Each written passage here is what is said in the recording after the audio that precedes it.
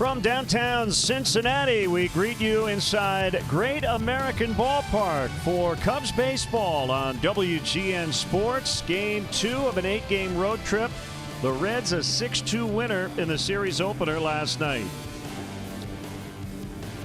Great to have you with us from Cincinnati. Along with Jim DeShays, I'm Len Casper. The Cubs gave up 6 runs in the 6th to lose the game last night, but Jason Hayward had another terrific game at the plate. That's become pretty commonplace. Yeah, his second 4-hit game of the season. He was 4 out of 5 last night. He's batting .370 since May 29th, and a little bit of a flare there in the shallow center field. Next time up, he had a little chopper towards third base against the shift, but the final 2 hits, ball's really well hit, and that's what we've seen from Jason a lot over the last month or so. Solid line drive contact, middle of the field, other way.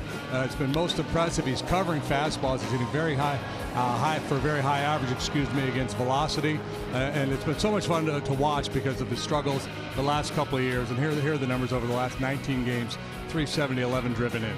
And he's made adjustments. Joe Madden has too. He's been hitting him second in the lineup. So the 6th inning got away from Kyle Hendricks and Randy Rosario. Bad start to the inning when you walk Billy Hamilton, but this was the big blow. Yeah, Jesse Winker, a rookie who has not hit for a lot of power at the big league level yet. He had done so in the minor leagues. A good-looking young player. That's the 6th grand slam the Reds have hit in the last 31 days.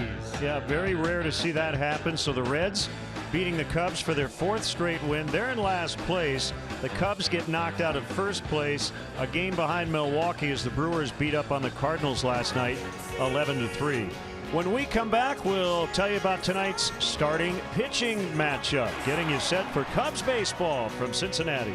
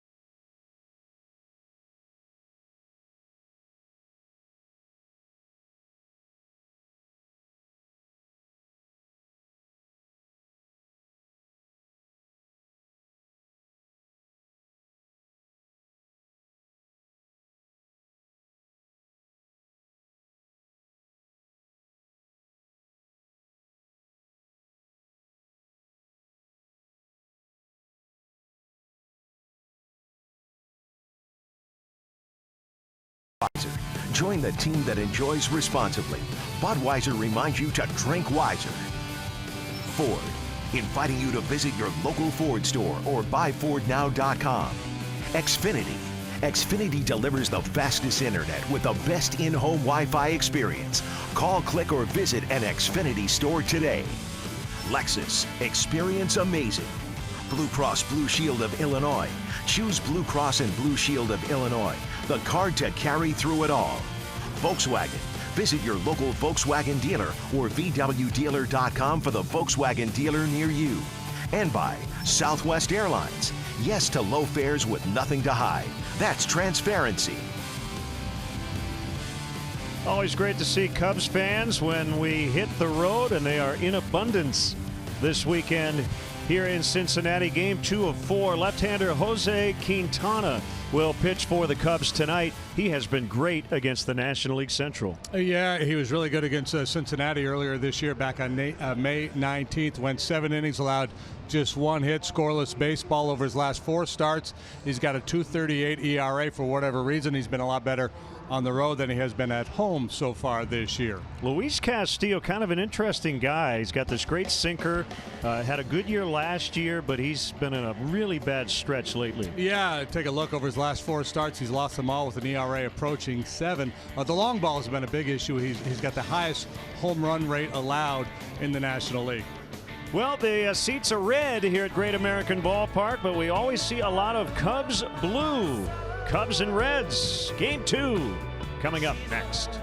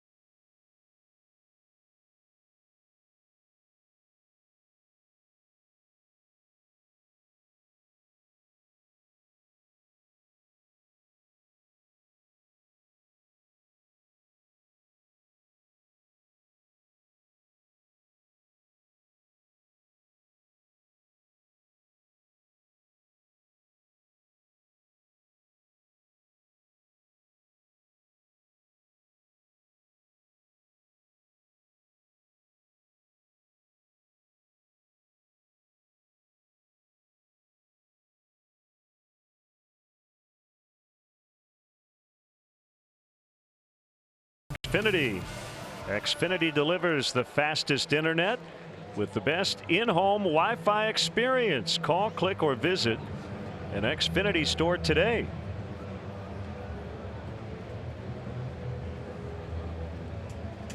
It's turned into a lovely evening here in Cincinnati. It rained a little bit earlier, but we are good to go, right on schedule. Let's get tonight's umpires. Jeremy Rahak will work home plate this evening. Greg Gibson at first.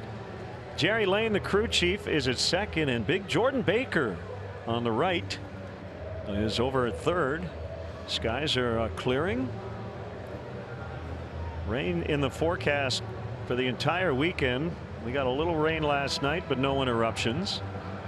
And let's hope we don't have any issues the rest of the way. We've had enough this year to last us a while. They've already played one doubleheader against Cincinnati back in May. First series here, we had a rain out. Let's check out the Cubs Southwest Airlines starting lineup that will face Luis Castillo. Chris Bryant continues in the leadoff spot. Jason Hayward batting second. Ben Zobrist did not play last night. He's in there playing second base tonight and hitting third. Anthony Rizzo, you see 10 home runs his last 25 games in this ballpark. Baez at short. Addison Russell tweaked the finger on his left hand that had been bothering him, so he's out tonight. Kyle Schwarber in left. Almora plays center. Chris Jimenez, the catcher, bats 8th, and Jose Quintana still looking for his first hit. Bats 9th.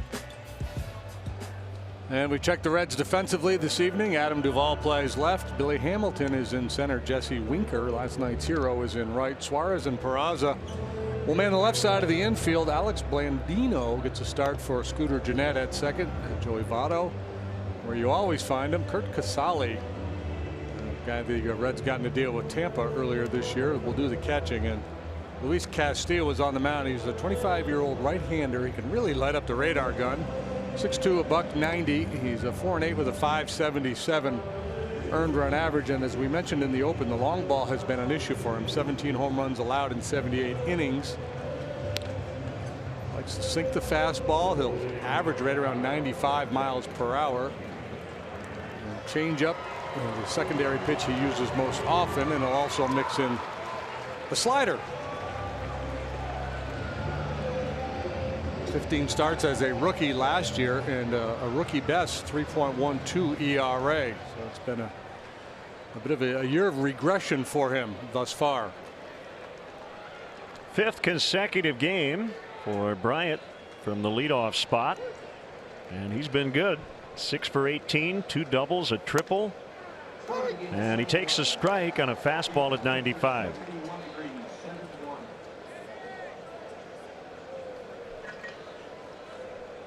Game 7 of the season series. They've all been played here so far, and both teams winning 3. 71 degrees as we get started. Very comfortable.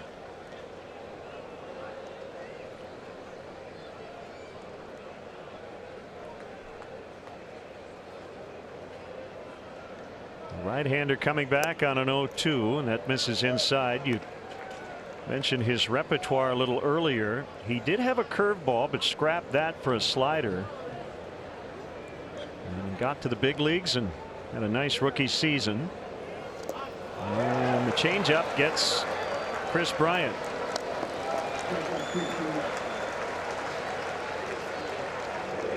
Well, the big picture in terms of the Cubs versus the Reds, really good under Joe Madden. They've gone 43-20. Including 23-11 in this ballpark, but the last couple of years the Reds have played them a lot tougher.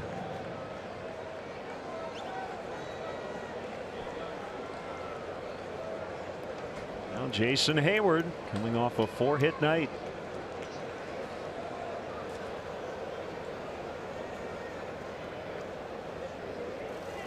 Well, you'd like to jump this kid early. He's had first inning issues, has an ERA of 7.80. in his first innings so far this year. 13 runs allowed in 15 starts coming into this one. Outside on the fastball. A low 3/4 delivery. Very kind of easy in terms of the mechanics. Looks like he's just playing catch. I would think the hitters get a pretty good look at him. Notice how he drops his front side, his front arm. You know, a lot of guys will raise that front arm up to create a little deception. He just kind of drops it and goes. More rotational side to side than up and down. Yeah, the Reds suggested that he throw a 2-seamer due to that arm slot. And really interesting piece from spring training from C. Trent Rosecrans in The Athletic about the 2-seamer. Castillo claims, we don't know if it's 100% accurate, but kind of like you, I hope it's true. He says the first 2-seam fastball he ever threw at this level came in his 7th big league start at Yankee Stadium. It was a 3-1 to Todd Frazier with the bases loaded, nobody out. Swing and a miss on the change, and it ended up a triple play. Wow, that'll get you to buy in. Yeah. 2 strikeouts, both on the changeup. Yeah, you see the changeup has similar movement to the 2-seam fastball, so it's going to be a tough read for the hitters.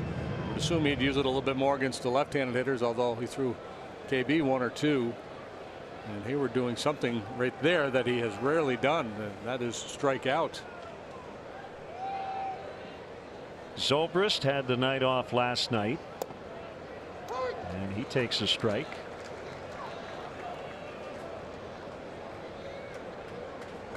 And it sure feels like periodic rest has done him a world of good this season.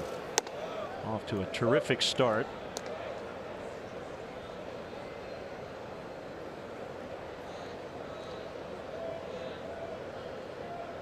Suarez in on the grass at third, everybody else back.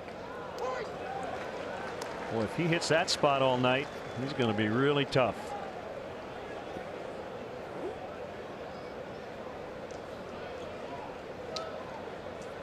But guys don't always hit their spots.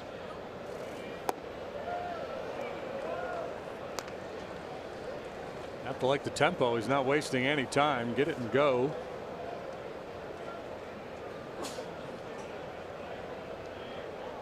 Here's his 2-2. Man, those are two good pitches, and Zobrist said, not interested. A lot of guys would swing at that pitch with 2 strikes.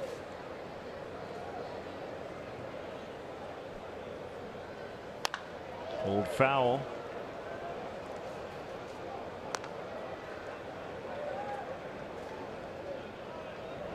Yeah, well, Zobrist, he has some attributes as a hitter. One, he doesn't chase much, and two, he doesn't miss in the zone very often at all. And he just drew a walk. Very good plate appearance. And it will get Rizzo to the plate with a man on. Anthony hitless last night, was hit by a pitch. So I guess he wasn't hitless. He was hitted. Here's the here are the members of the better than 1 walk per strikeout, or at least even walkout to strike ratio in the National League. Minimum 200 plate appearances. There's only 5 of them, and 3 of them are here tonight. Votto, Zobrist, and Winker. You just made up a phrase. You said walkout to strike. That's awesome. Walkout to strike ratio. It's a labor term.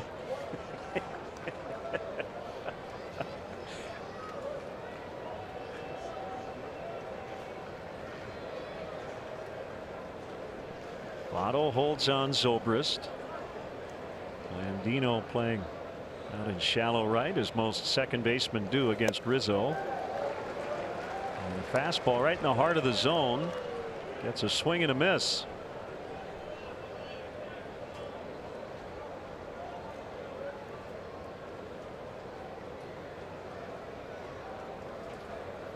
Castillo 6'2", 190. He's from the Dominican Republic. And that ball pulled foul. Looks to me like he's not trying to be very precise with his fastball. He's just relying on velocity and movement, and that's not a bad idea when you have good movement and you throw 95 miles per hour. But that may be why he's allowed so many home runs this year. 17, the most in the National League.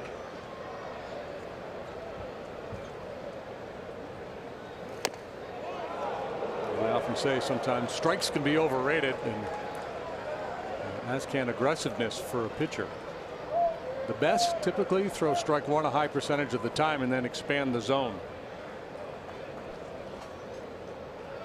Short lead by Zobrist. The kick and the pitch, and Rizzo pops it up. It is Suarez, the third baseman, and that's it for the Cubs in the first. 2-out walk, no runs. Q takes the mound when we come back.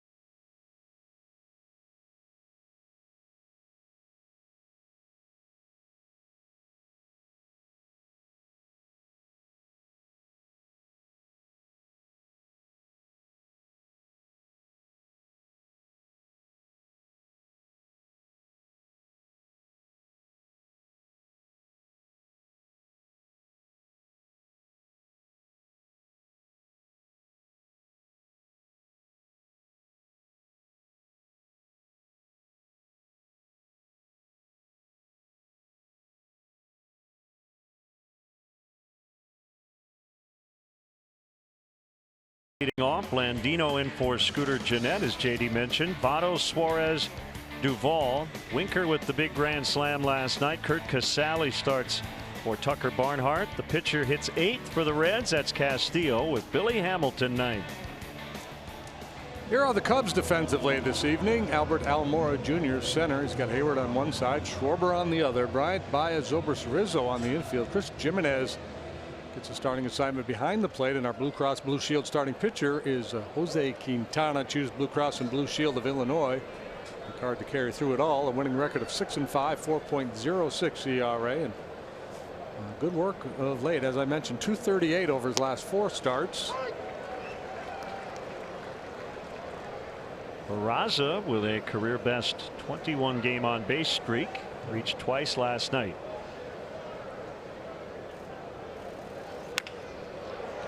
Bounce to the shortstop, Baez. Close, but he got him. Well, we'd like to take a little time to kind of give the baseball a peek before making that throw, and you got to be careful. Sometimes you can get caught a little bit short, and he gets the job done. He's got such a strong arm. He knows he has little time.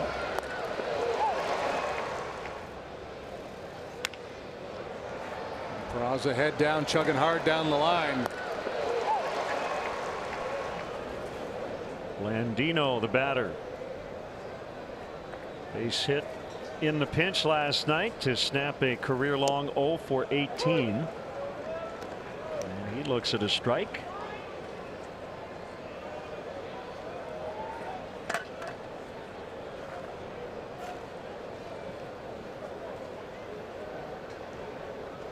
Lefty on an 0-1. Strike 2 on a curveball. Well, that's Q going to feature here tonight. He's going to throw fastballs about 2/3 of the time, sinkers and 4-seamers. He's going to cut it in on the right-handed hitters. He's going to throw you a curveball and a changeup as well.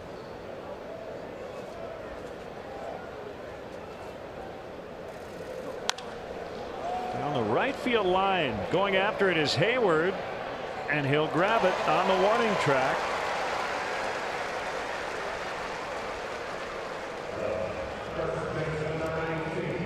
So 2 outs, and it's Joey Votto. Mentioned Castillo's issues in the first inning. Quintana's had none of that. He's allowed just 2 first-inning runs all year. He's had a few starts where he's kind of cruised through 3 or 4 and then run into some problems in the middle innings. Yeah, and sometimes it's you know, he gets a little bit out of sync, and other times, for me anyway, it's just been some bad luck. He's given up a few runs after he's left games. Those inherited runners. The 1-0 to Votto is off the outside corner on a curve. And a lot of that work against Milwaukee. And as we showed you earlier, an excellent start here in game 2 of a doubleheader in May. That'll get down. Schwarber will pick it up on the warning track, and Votto will have a double. First hit of the series for Votto, who last night scored his 900th career run.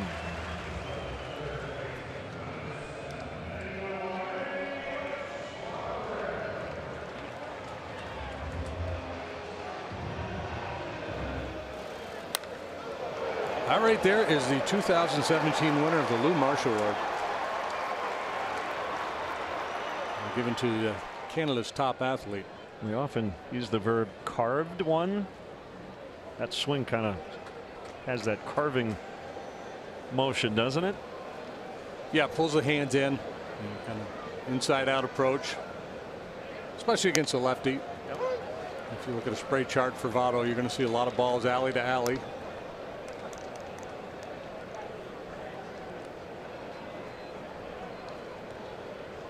The dangerous Eugenio Suarez. Bases loaded walk to knock in his 55th run last night. He's got an 11-game hitting streak. Our Lexus Run Predictor is brought to you by your Chicago area and Northwest Indiana Lexus dealer.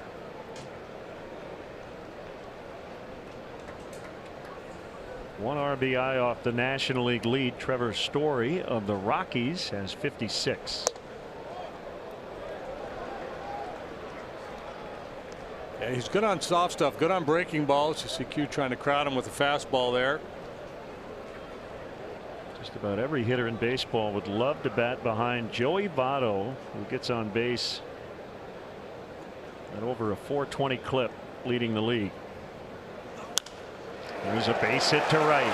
Votto is going to be held by Billy Hatcher. So Jason Hayward's reputation looming large here. That's a 2-out hit. And almost always that runner is sent. Yeah, and that wasn't even a let's backpedal down the line and let him travel a while before throwing up a stop sign. That was an early no, we're not going to run on Jason Hayward stop sign thrown up by Billy Hatcher here. It's almost like a little hesitation by Votto. Yeah, he was flat-footed. He didn't have a very good secondary lead. Kind of bounced into it after the ball was hit.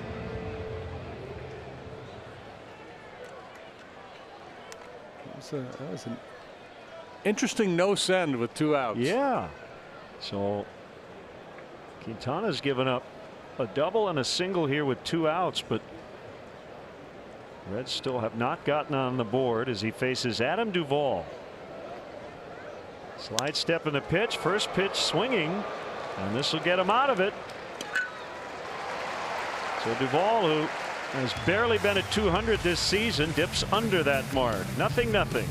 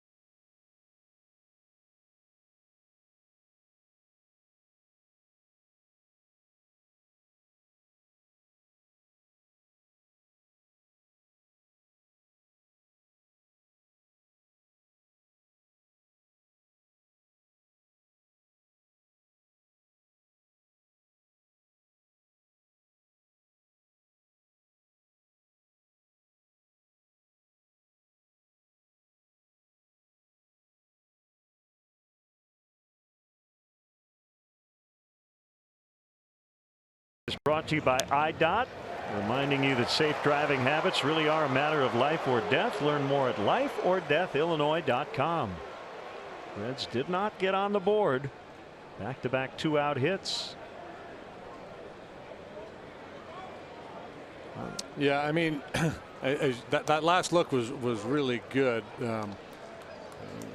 Obviously would have been a lot of risk in setting it, but again, that's with 2 outs. It's a risk you're usually willing to take, and that's just all about Jason Hayward.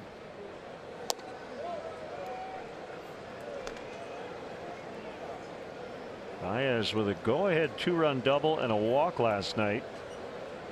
He's walked unintentionally 5 times over his last 30 plate appearances after taking 1 in his previous 211. Leads the Cubs in steals, triples, and tied for the team lead in home runs. He's walk hot.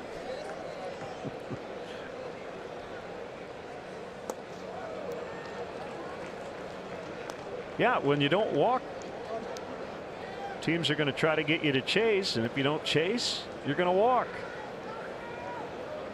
And the last Cub to have that many triples and homers before the All-Star break was Billy Williams in 1967. 3-2. Slider, slider, slider. First inning, the changeup was the out pitch for him. The book on Baez from a right-handed pitcher is a lot of sliders, and there he comes with one more changeup. This is Mario Soto-like, former Red Great, who leaned so heavily on that pitch. You know you got a good changeup when you can throw it here and get a swing and miss. I mean, this is thigh high, inner third.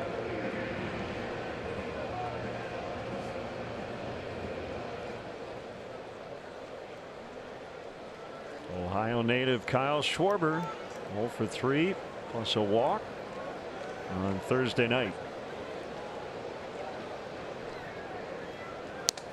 And the first pitch is a sinker off the outside corner. Castillo did not come up through the Reds system. He was signed by the Giants in 2011. He was traded Miami prior to 2015. Miami to San Diego in 2016. A couple days later sent back to Miami due to Colin Ray's injury, and then Miami to the Reds prior to last year, and that's when he made his big league debut. Thought he might go change up there on 2-0, but he challenged with 96, and Kyle a little bit behind it. May have been thinking change up as well. Here comes another sinker.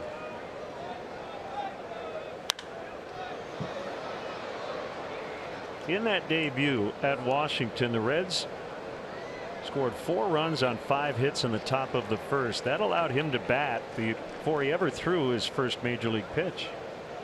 He grounded out. That's always a good feeling in your first major league start on the road. Castillo pointing at the ball, as pitchers tend to do, and he'll make the catch. As pitchers rarely do.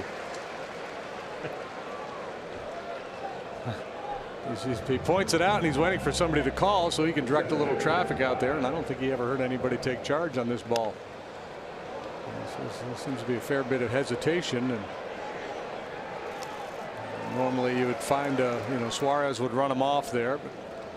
Well, especially with all the shifting now, I think it does make sense for pitchers to at least have that presence of mind, right? Yeah, and you should be able to catch a pop-up. Right. But typically, you point at it and somebody else takes it. Yeah, you turn it over to the sure-handed guy, and you just make sure there's no collision in the middle of the infield. Swing and a miss by Almora. Albert down 0-2.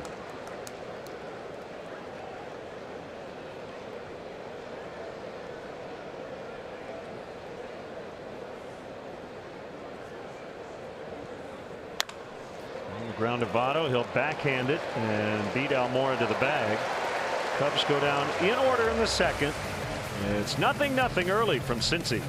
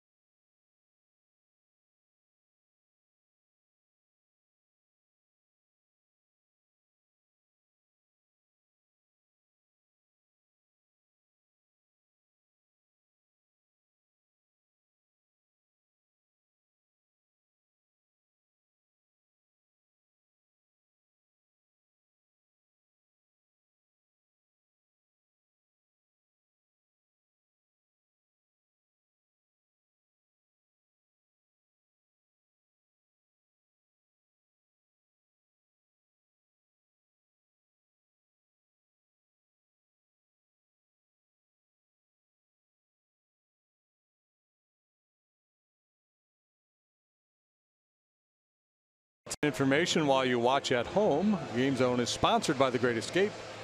Pools, patio furniture, hot tubs, and more. Escape your everyday. Shop The Great Escape. Scoreless tie, bottom 2.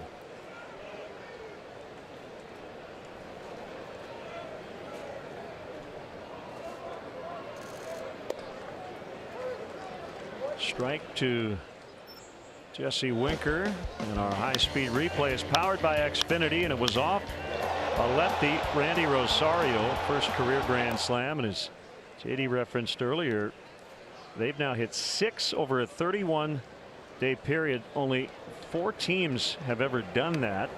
Most recently, the Mets in 2006. 1-2. And Winker was on that list of guys we showed earlier. He has walked as much as he has struck out. High average hitter throughout his minor league career.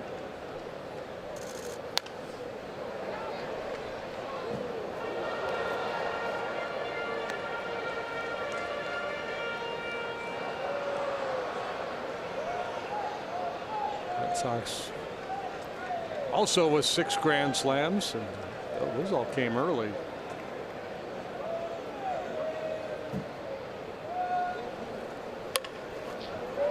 Bouncer to Rizzo. He's got to back up and get it to Quintana, which he does in plenty of time.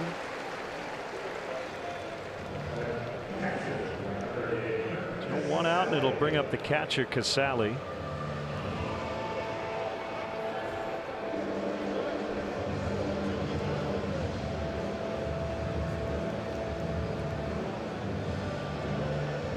It's kind of an awkward landing there by Winker. Wondered why he was looking at his first base coach. It's like, how did I do, coach? Well, generally it's preferable if you touch the base. That's okay. You're out. You work on it next time. Casale making his 5th start with the Reds since he was acquired from Tampa Bay on May 31st.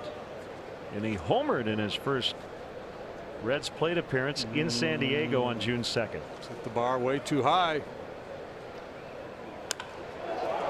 Maybe not. Powders that one to left, and it's going to be off the bottom of the wall, and Schwarber, I think, thought of a throw before he had the ball. He might have had a shot at him at second, but it is a double.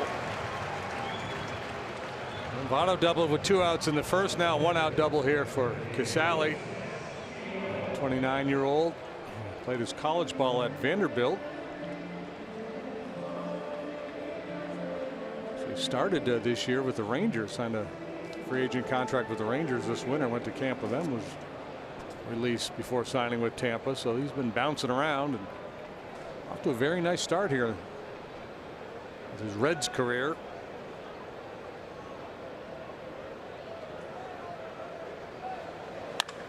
Sharply hit grounder. That is a base hit.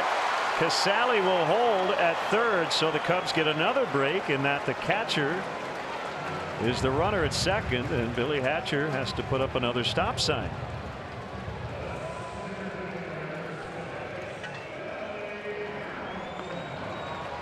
Sticks the butt out, flips the barrel at the ball, and it pays off. Contact right up the middle.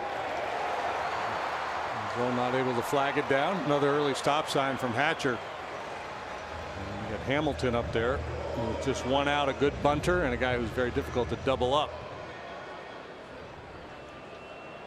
He's been in a hot stretch at the plate. He's 8 for 14 over his last 4 games. Had a hit, a walk, knocked in a run, stole a base, scored last night. Shank foul to right.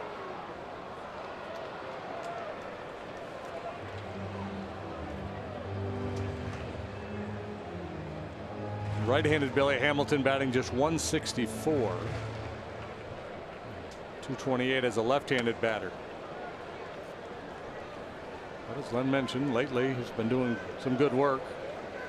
Ooh, throw to first, and Castillo was nearly out.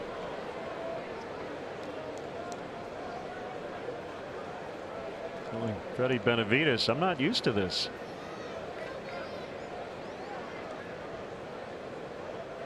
He is 5 out of 27 on the year, but base hit to right. Reds lead. 5th hit already. Billy Hamilton puts the Reds on top, 1-0. Well, Reds are in a good stretch. They've won 7 of 9. They've been scoring a bunch of runs. Not as easy to beat right now as they were earlier, and he's always been better with balls up. This one's way up, and he just chops at it and delivers the line drive to right field.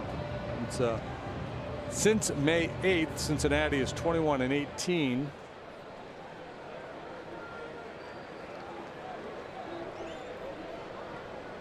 Former Cub manager Jim Riggleman.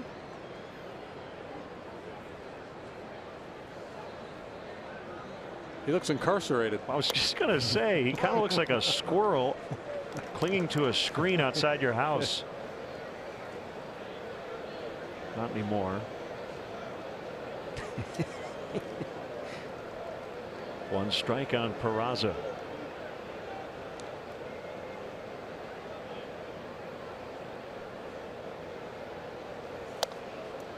Inside for a ball.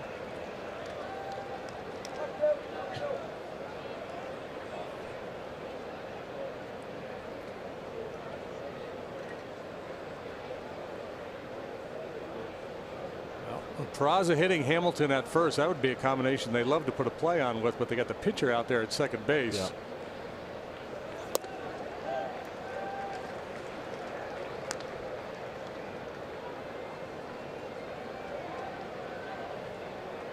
There'll be some tailgating going on if Peraza parks one into an alley, and certainly the Cubs hope he does not do that. But Hamilton might catch Castillo on the bases.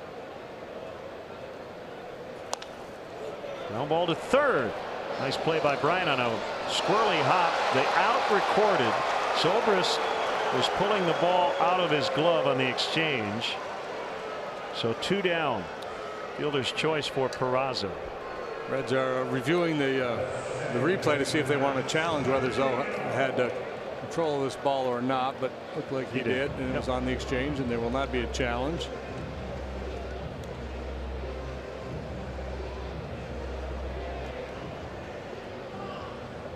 So runners at the corners, and it's Blandino.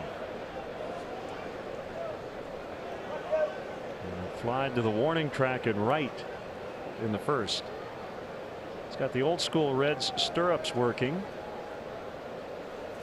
He'd have fit right in with the what Bob Howsam, Sparky Anderson Reds. Yep. The short hair, no facial hair, show a lot of. Well, the facial hair thing, no, but I'm talking the stirrups. Sock, yeah. He would have to shave to be part of that group. Cubs selected Nico Horner from Stanford in the first round of the draft this year. The Reds got Blandino first round out of Stanford 2014. He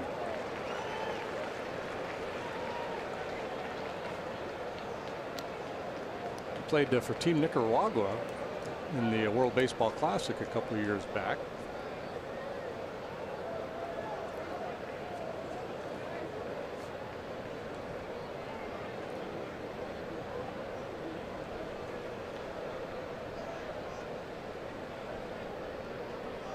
The 0-2 is inside on a fastball.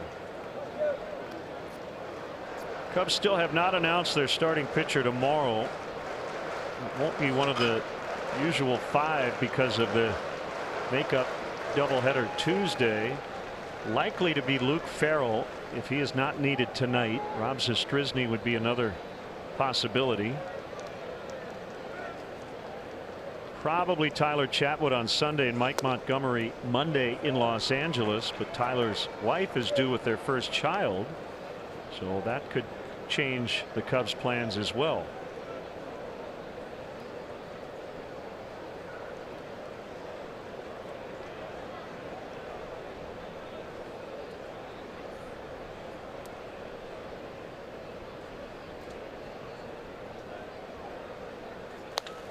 Full foul. Jose searching right now, generating many swings and misses. Cub fans, everybody in. Summer has finally arrived And the best place to spend your summer weekends is at Wrigley Field. Plan now and get tickets to weekend matchups against the Reds, Cardinals, and Padres. Support your Cubs to another division title. Visit Cubs.com. Place your orders today.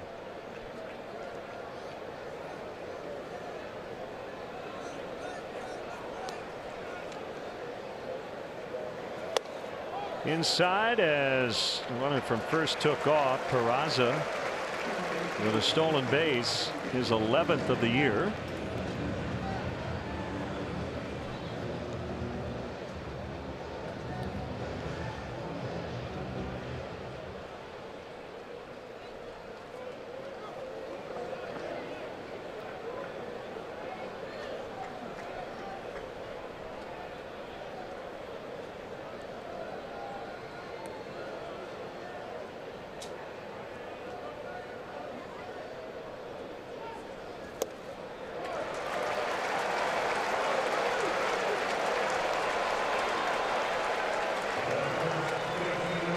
Well, a bit of a predicament here for Q.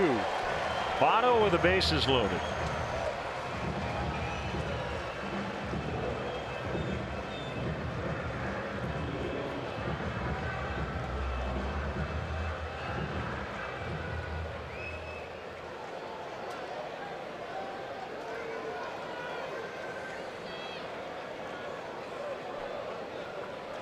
Feels like a critical moment. We're only in the second inning. It's only 1-0, but the Reds have 5 hits plus a walk here in the first 2 innings.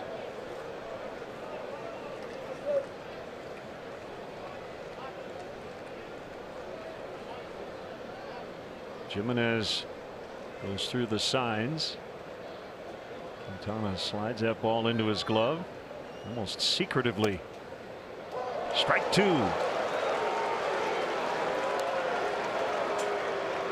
Votto said, yeah, I thought so. Jeremy Rayhack with a call.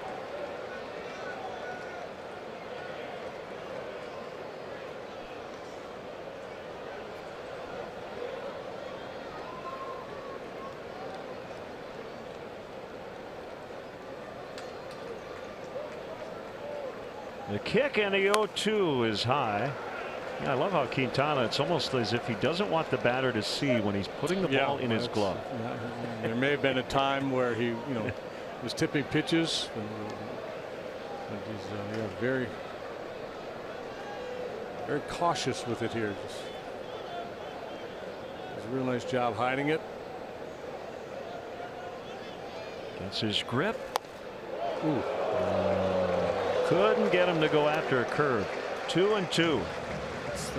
That's a hitter who's one pretty well clued in as to a guy's repertoire, but also such great plate discipline. Sees the ball so well, reads spin.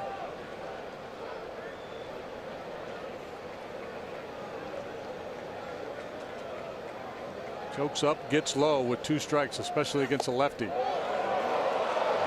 There was a little, Barry Bonds used to talk about kind of catching the ball with your bat, almost like you had a glove. And Votto has that look as he tracks the ball. Like he's going toward the ball as if to catch it. And now Quintana's got to make a pitch. 3-2, 2 outs, bases loaded.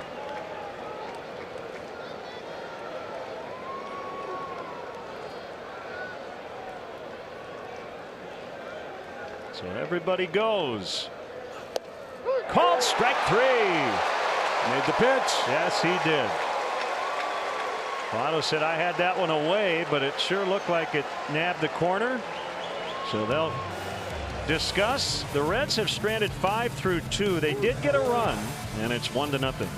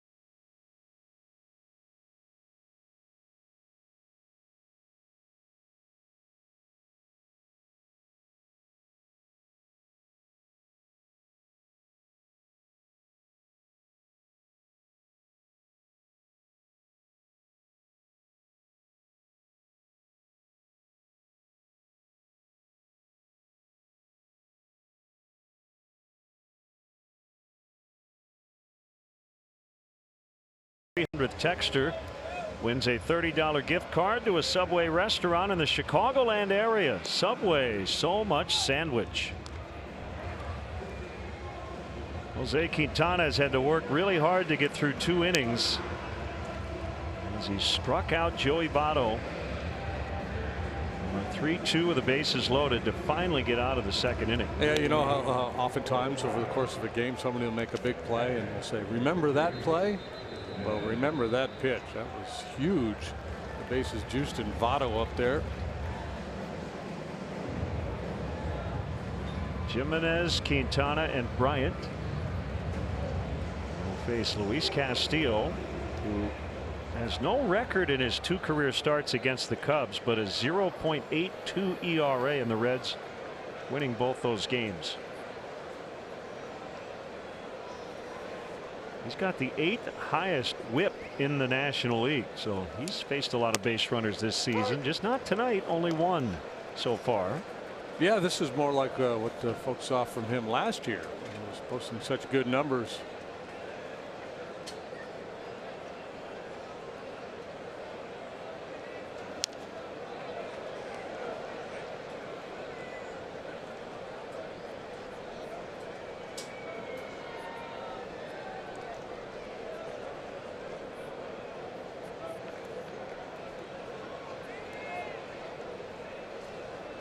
Castillo's story similar to a lot of Reds pitchers over the last, I don't know, 2, 3, 4 years. They brought a lot of young arms to the big leagues. Some measure of success. Others have really struggled and disappeared from the scene. They've been searching. Tyler Mahle, who pitched a dandy against the Cubs at the beginning of the year, is having a very nice year. Sal Romano has shown some signs. There's Mahle. Cubs will face Anthony DeSclafani tomorrow. He's had all kinds of injury problems the last few years.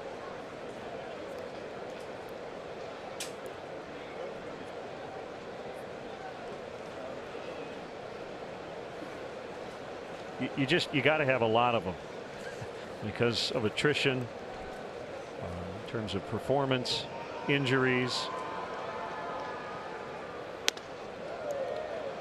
Can never have enough starting pitching. So you need quantity and quality. It's not easy to get.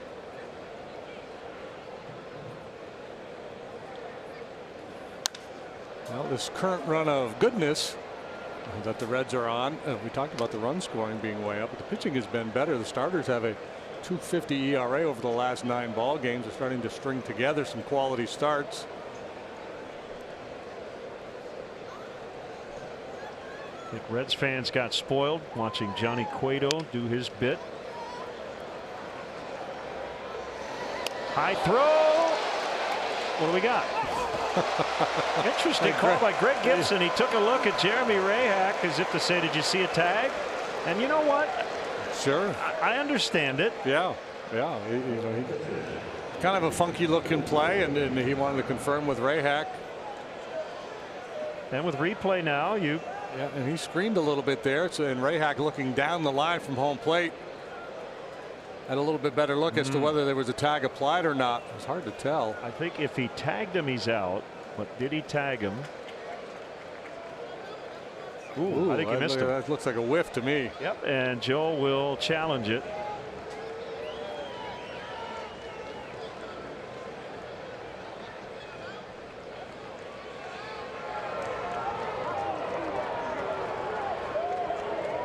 So I think Joe is saying, how can the home plate umpires see it? Yeah, I think Joe's saying, why should I have to use my challenge here? Although if Gibson doesn't see it, he can't call it. You can only call what you see. Right. But I think Joe does have a fair point. Right. Do I give a free challenge here? But Gibson never made a call. It's not like Rehak overruled Gibson's call, correct? Right. So it'd be one thing if Rehak had Gibson had made a call at first base and then asked Rehak his opinion and overruled what Greg originally called. Then I think Joe would have a valid point. I don't think Gibson ever made a call.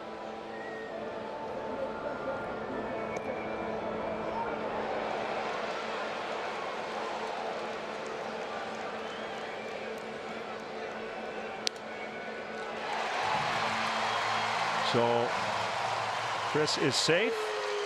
And Jerry Lane doesn't want to talk to Joe about it. And Joe wants to talk about the mechanics of it all.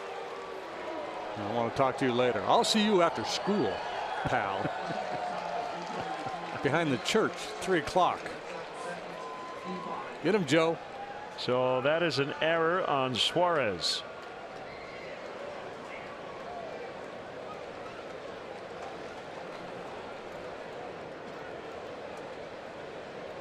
See how aggressively Reds defend the bunt here. Quintana hitless so far this year. Got a slow guy on a first.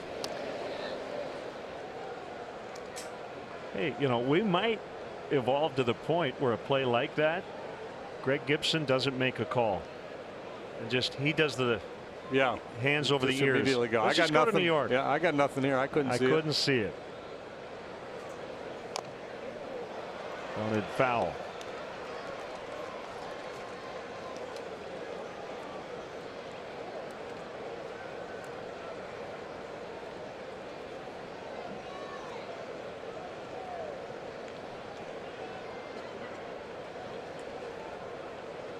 Quintana studying Brian Butterfield's signs at third. Not an easy guy to get a bunt down against with the velocity and the movement on his two-seam fastball, but Quintana is tasked with here.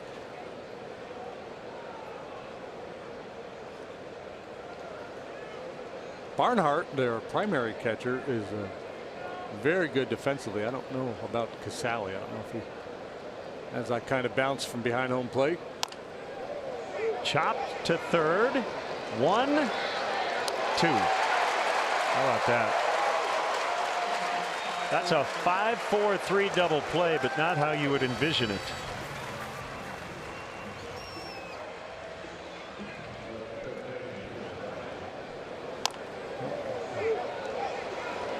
No hesitation on the part of Suarez, making a difficult throw. That's kind of a a throw you don't practice every day, you don't make often, but he got rid of it in a hurry accurately to start the double play, atoning for the errant throw that put Jimenez on base.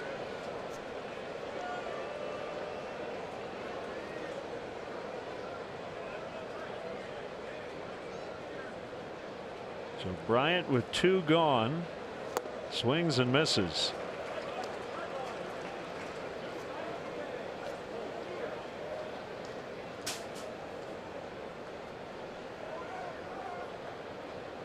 Castillo has been sharp here in the early going.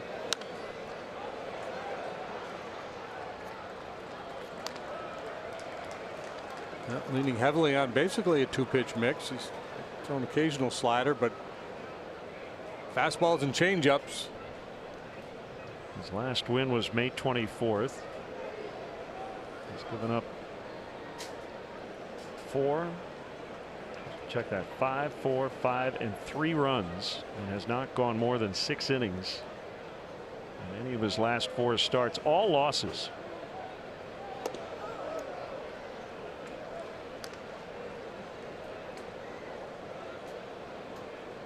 Let's see if he can make it around the batting order second, third time without mixing in more breaking pitches.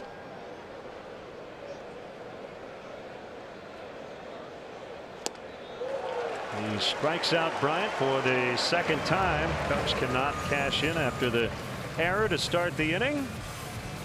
A Cincinnati institution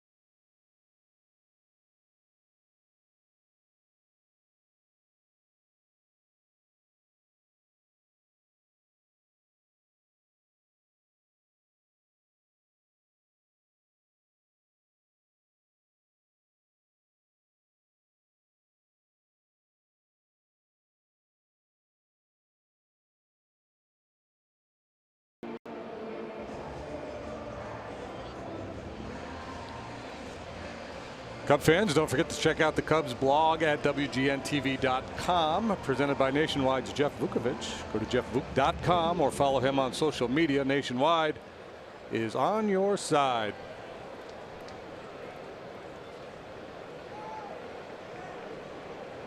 Suarez, Duvall, and Winker. And a ground ball to short. Baez makes the play. The Chef Series, presented by Maker's Mark, is back for a second year.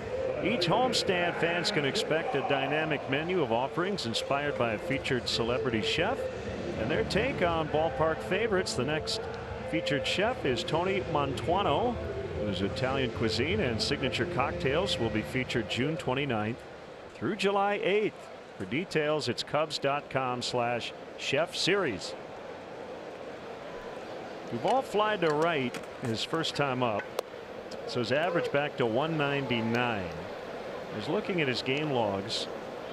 He got to 200 after the game last night for the first time since April 16th, marking only the 4th day all season he's been at 200 or better. That is a rough go.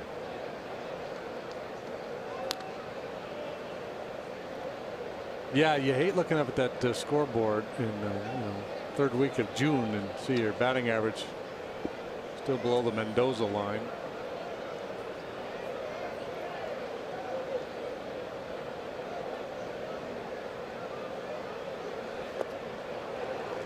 I always felt the pitcher's equivalent of 199. Tell me if I'm wrong. Was an ERA starting with a 5. Right? Something in the 4s you can kind of live with. Yeah, like the low 200s, but man, if you got a 5. I'm thinking this in this day and age. Yeah, I think maybe there was a time where it might have been a 4, but now I would say 5. Hit pretty well to center, but Almora is there. Let's step aside and see what's coming up on WGN.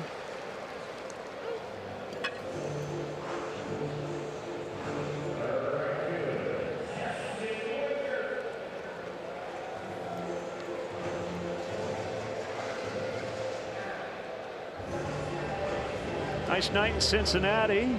Len and JD and our WGN crew. Game 2 of 4. We've got a 90th birthday wish to send out. Viola Jasanowicz. I hope I pronounced it correctly. And also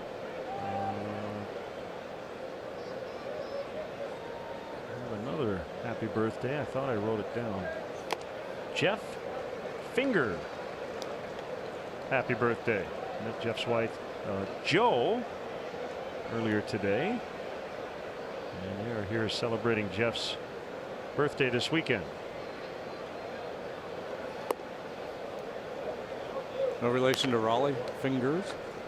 Don't believe so. Quintana has thrown strike 1 to 12 of 14. And usually you'll find him year after year among the league leaders in that department. Good inning. Winker fans, and they go 1-2-3, and he needed it. 1-0 Reds.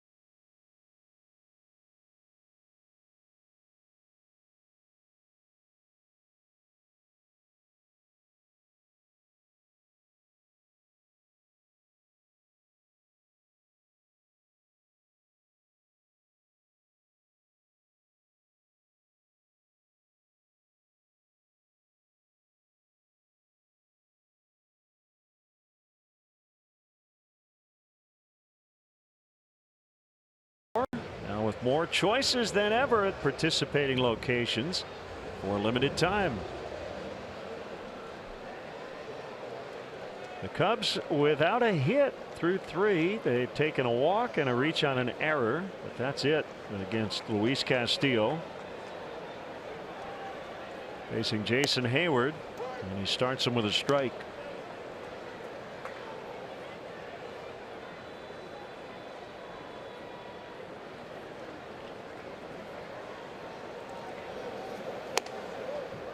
That's outside for a ball. See, Francisco Cervelli goes to the concussion DL for the Pirates. I wonder if that's related. Didn't he get dinged in that recent series against the Cubs? Yeah, he did. That was a while ago. He may have taken another shot.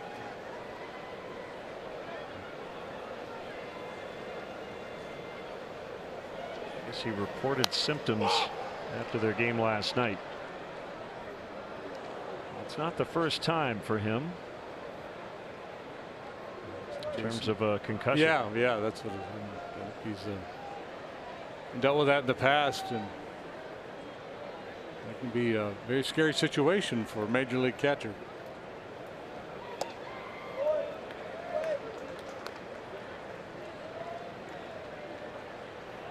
Among hitters with at least 200 plate appearances, Jason Hayward, the 3rd lowest strikeout rate in the league.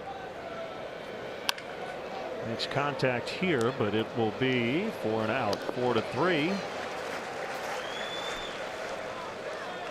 The Cubs are introducing game-changing new premier experiences at Wrigley Field with seats with prime views and access to an exclusive club and first-class amenities. These new premier experiences will allow fans to enjoy Cubs baseball in America's most majestic ballpark in a whole new way.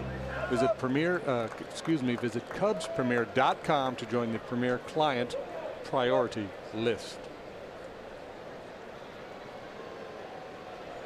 It's a good name, the Barrel Room. It's good for baseball. Zobrist finds the barrel a lot.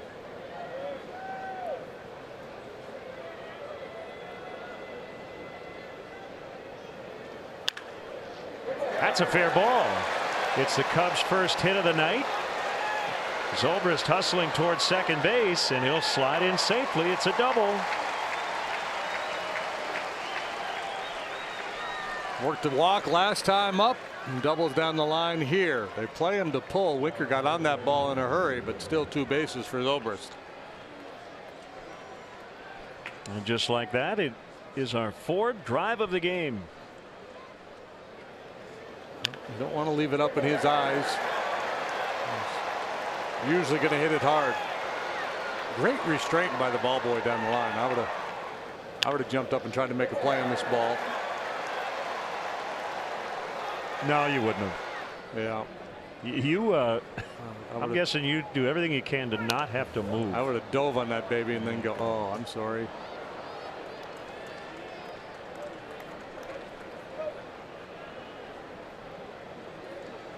Been doing a Sudoku or something.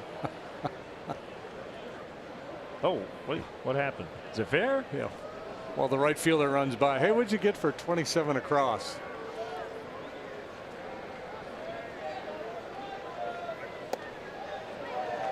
We're mixing our our puzzles. Yeah. Newspaper games. So was it here last night? Or was it the Dodgers at home? I think it was Puig, right? When Puig playing Rizzo to pull. Man, look at the Winker's in the same position. He's way towards the line and right. 0-2. Old foul. Now he's going to move a little bit away from the foul line. With 2 strikes, less likely to pull.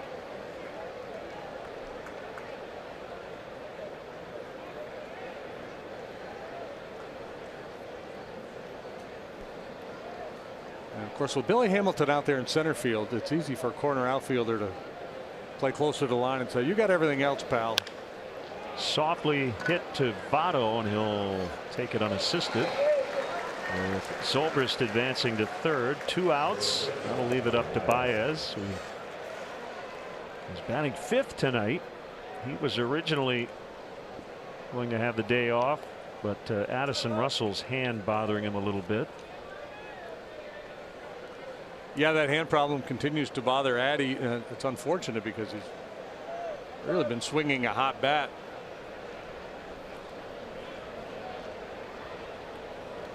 Everybody back with 2 outs. Yeah, I was thinking that very thing. Everybody back. Safe, and we're tied.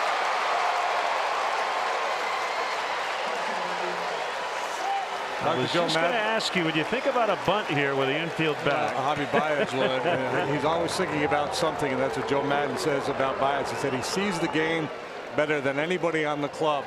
Sees his opportunities.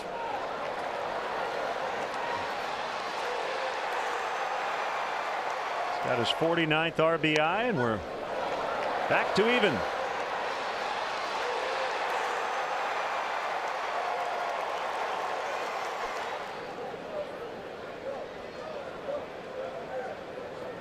That brings up Schwarber.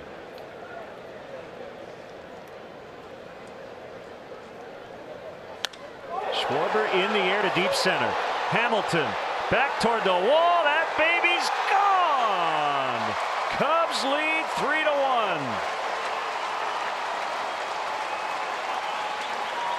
3-1. Boy, he stayed middle of the diamond lately for great effect. He hit that long home run against the wind in Wrigley the other day. And again, jumping on first pitch. That's been part of his MO here of late as well. So they get one home with a bunt, and then they go big. They go little, they go big. It's number 15 for Kyle Schwarber. 3 runs on 2 pitches. Waggle, waggle, boom. Team leading 15th.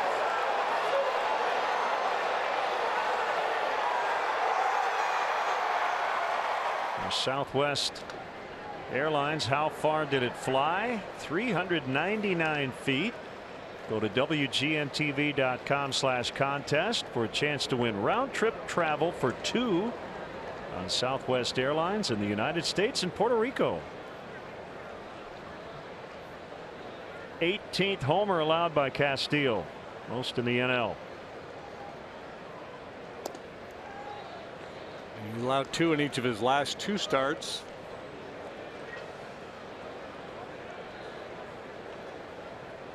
Came in allowing just under 2 home runs per 9 innings pitched. Deep to left, but caught by Duvall. That started with a Baez bunt, and then Schwarber goes deep. Cubs 3, Reds 1 in the 4th.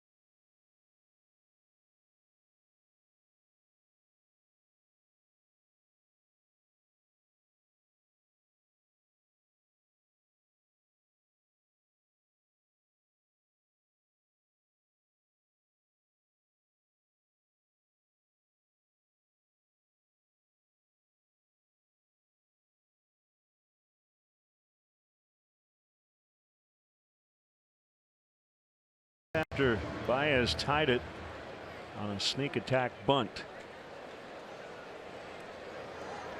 Casale with a double and a run scored in the second inning. And a strike. Well, strike one delivered by Quintana. I believe 14 out of 16 now in that department. Got the punch out of Votto to end the second with the bases loaded. Then quickly 1-2-3 in the third. Looking to settle in here.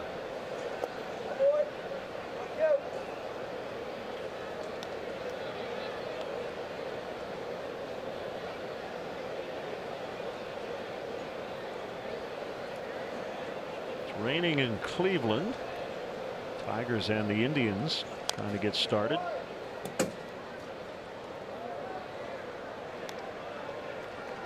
Friday, right? A's beat the White Sox 11-2, first of a doubleheader, and lead 1-0 in the first in the nightcap. What was that? It's a Friday, right? I'm just trying to get my days straight. Today is Friday. That's 8 in a row for the White Sox in the wrong direction. Kansas City has dropped 9 in a row and 14 out of 15, something like that. Cardinals Brewers just underway. That's a Flaherty-Guerra pitching matchup.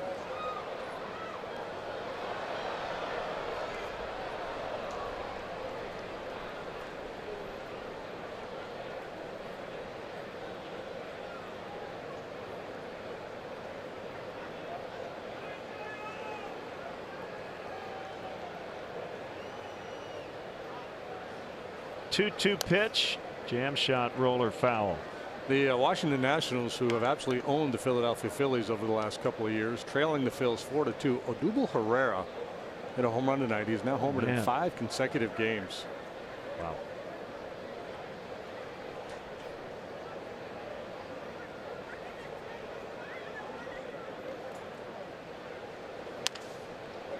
Bouncing ball to Baez. He's got time. 5 in a row retired by Quintana. Time now to see who's got momentum. Brought to you by First Midwest Bank. Lefties on the road. Cubs have a couple guys among the leaders. First Midwest Bank connect with a momentum maker today. So if you need a road lefty, they're your candidates. Lester's been a lot better at home. Popped up by the pitcher Castillo. And Rizzo will make the catch. Did you see Ichiro last night? I did not. He pulled a Bobby Valentine in the dugout at Fenway. Wearing a hoodie, fake mustache, sunglasses, the whole deal. So officially he's not supposed to be in there, right? Correct, but I don't. Did they run him out of there? I think he was only in there briefly. Okay. Apparently there's been a movement, people trying to get Ichiro in the home run derby at the All-Star game. I would say that'd be kind of fun. And he said he would only do it if Mark Burley was throwing. So did he have a lot of success against Mark? He must have.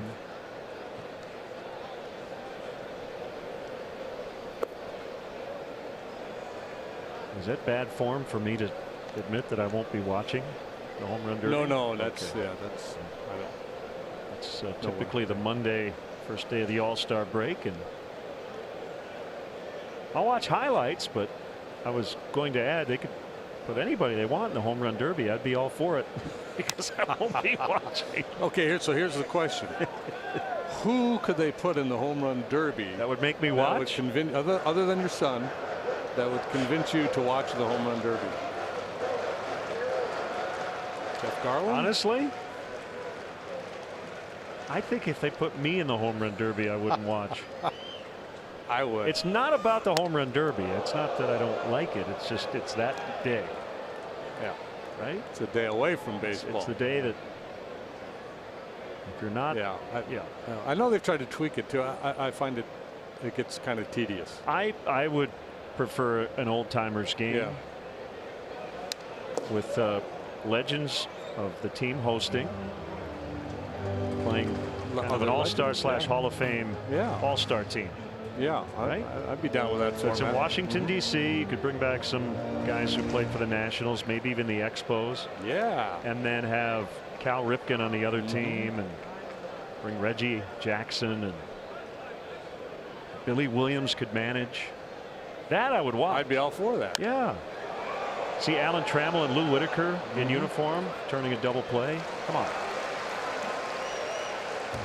Cubs 3, Reds 1 after 4.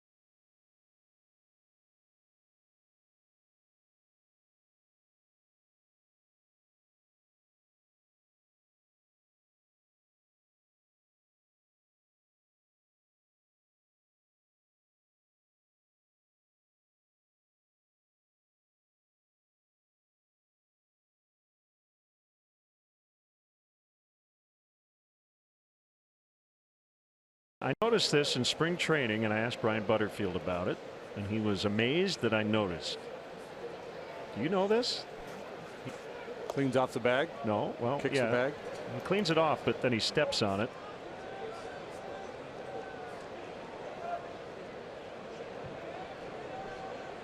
We'll get another look. Now there's a strike. All right, so he cleans it, but it's this maneuver right here. Right there. He'll step on third base. And he said that's his mode of kind of locking in for the inning.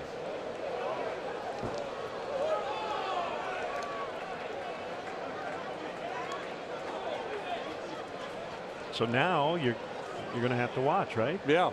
I think that'll be He never fails. He does it every time he goes out to third.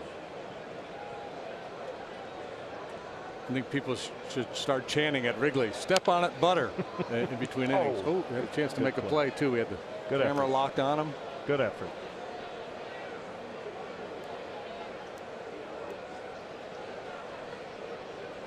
Jason Hayward typically has his game uniform on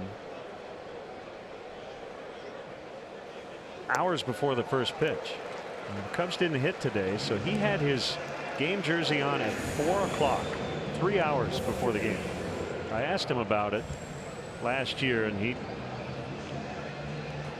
just part of his preparation. It's just what he does. Yeah. It's no big deal to him. I think it's kind of interesting. Everybody's different. Probably had a dream once where the game was about late. to start and Yeah. he couldn't find his jersey. You know those dreams that freak you out? Yeah, he likes to be on time.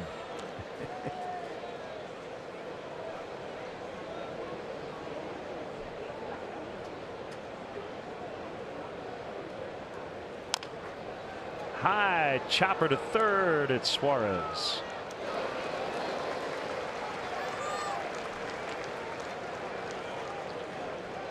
Let's see who's going places. Brought to you by Toyota. Let's go places. Only 2 National League teams with a .250 batting average and at least a .330 on base percentage. The Cubs and the Reds. Also, the two best teams who go first to third on singles in the majors. Cubs are first in the league in batting average, first in on base. The Reds are fourth in average, second in on base.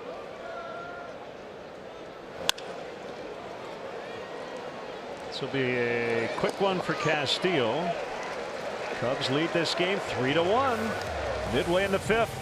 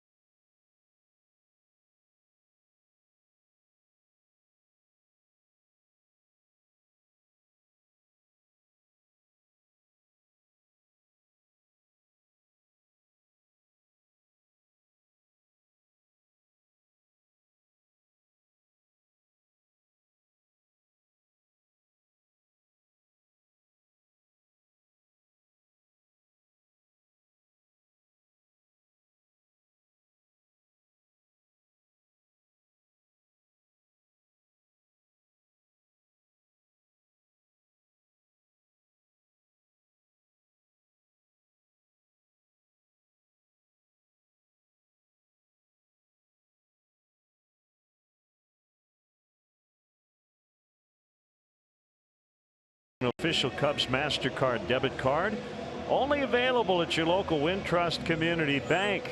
Go to wintrust.com/Cubs to learn more. Member FDIC. Jose Quintana's got a 3-1 lead through 4 innings. Brian Dunsing is back from the bereavement list. He replaces Justin Hancock on the active roster.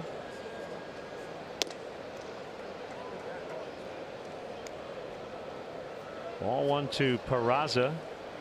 0 for 2 tonight.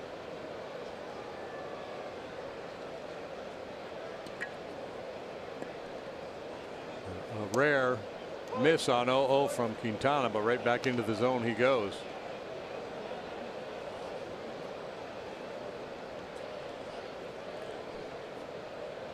Top of the order here for Cincinnati. And 2-1. Jamie Ramsey's scoreboard stumper tonight. Since 2010, 6 different players have started at first base for the National League in the All-Star game. Can you name them? Sure. Well, Rizzo would be one, right? Yeah. There's a bullet into center and a 22-game on-base streak now for Peraza.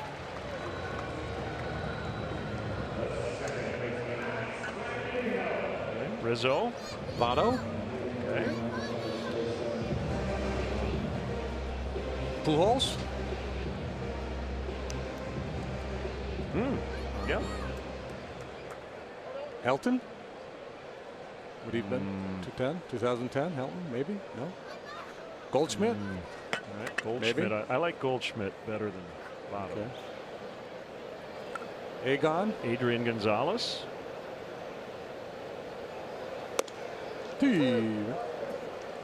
That's 5.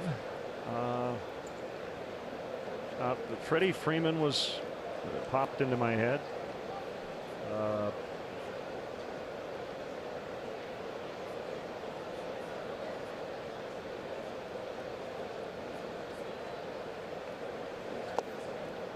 Low on Blandino. 1 1-1.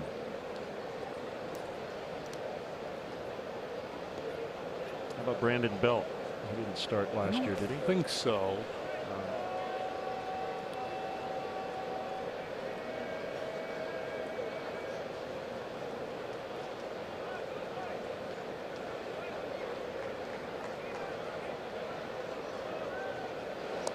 How about Prince Fielder?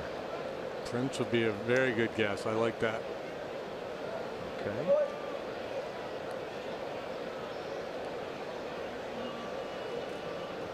So we need to figure out who started last year.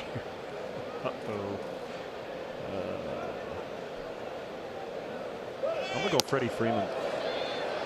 Throw to second. Quick release. Not in time. Peraza's got 2 steals tonight. Javi out there bouncing up and down, thinks that maybe they got him. We're going to take a quick check. Let's see if we can see what Javi saw.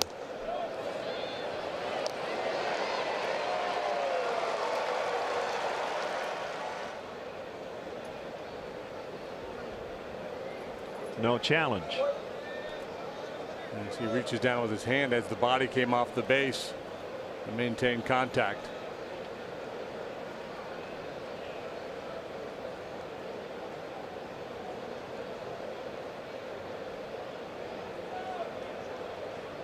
How about Ryan Zimmerman had a nice bounce back year last year? Would he possibly been the guy? That's it. 2-2. Well, the starting one is hard because it's not always the most deserving. Right. It's the guy who was voted in.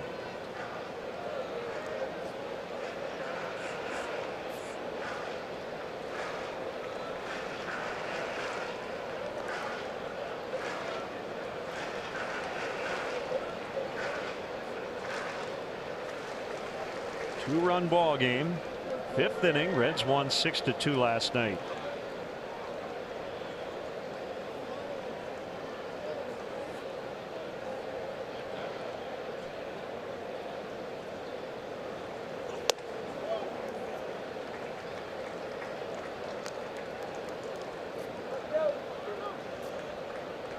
Full count. Votto on deck, so it would be nice to get an out here before Votto comes to bat.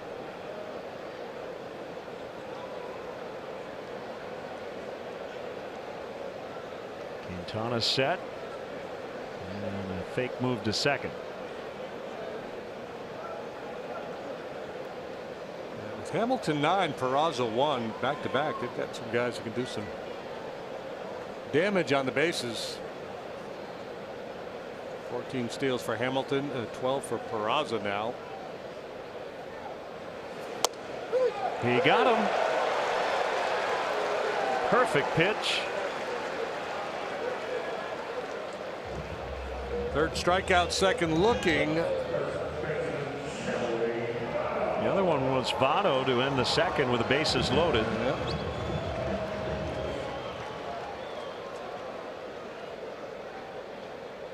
Andino maybe looking away. Can't pull the trigger. Inner half down around the knees. You got to look in there a fair bit of a right-handed hitter against Quintana. He likes that pitch. There's a cross up. Yeah, it was a good pitch too.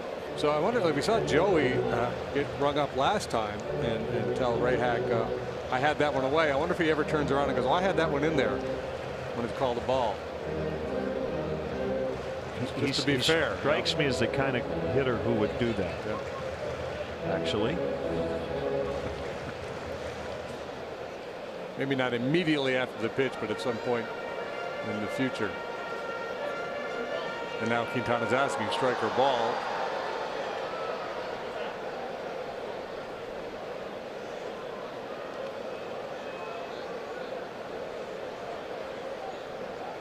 He doesn't throw his changeup much to left-handed hitters, but Votto, the kind of guy you might be tempted to do something different. Right, just because he doesn't see it much from Quintana. Fastball strike.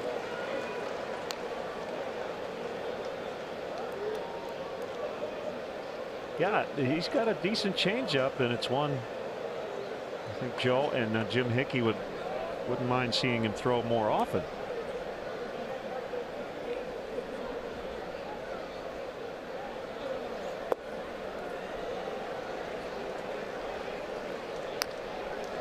Votto's B-hack is really good too, right? He's the kind of guy who just feels like he can slow everything down. And at the last second, especially with 2 strikes, if he wants to swing at it, it's like he pulls it right out of the catcher's mitt. Drills this one to center. It's a base hit. Will it be a play at the plate? No. Throw goes to second. Peraza scores. Good job by Almora. You're probably not going to get Peraza, who runs well, as we said, and if you do throw it over the cutoff man, Votto might get into scoring position. Yeah, and that's what, you know, we talk so much about third base coaches scouting outfielders, knowing their arms. Obviously, as an outfielder, you have to know who's on base and whether you have a realistic chance of throwing somebody out or not. Now, this ball's hit sharply. He charges it aggressively. It looked to me like he got caught a little bit in between, not sure what he was going to do with that ball, and ultimately adjusted and threw it into second base. But probably the right move. With 1 out, keeps the double play in order. So 2 little things looming large in this game. The bunt by Baez to knock in the tying run and give Schwarber a chance, and remember, he homered, and the Peraza stolen base here in the 5th inning, leading to a run.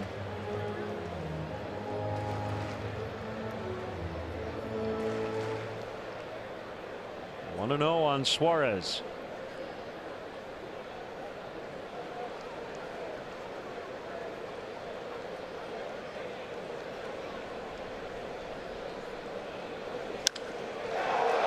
Deep center. Almora starting to run out of room, and she's gone. And the Reds lead 4-3. Number 16 for Suarez.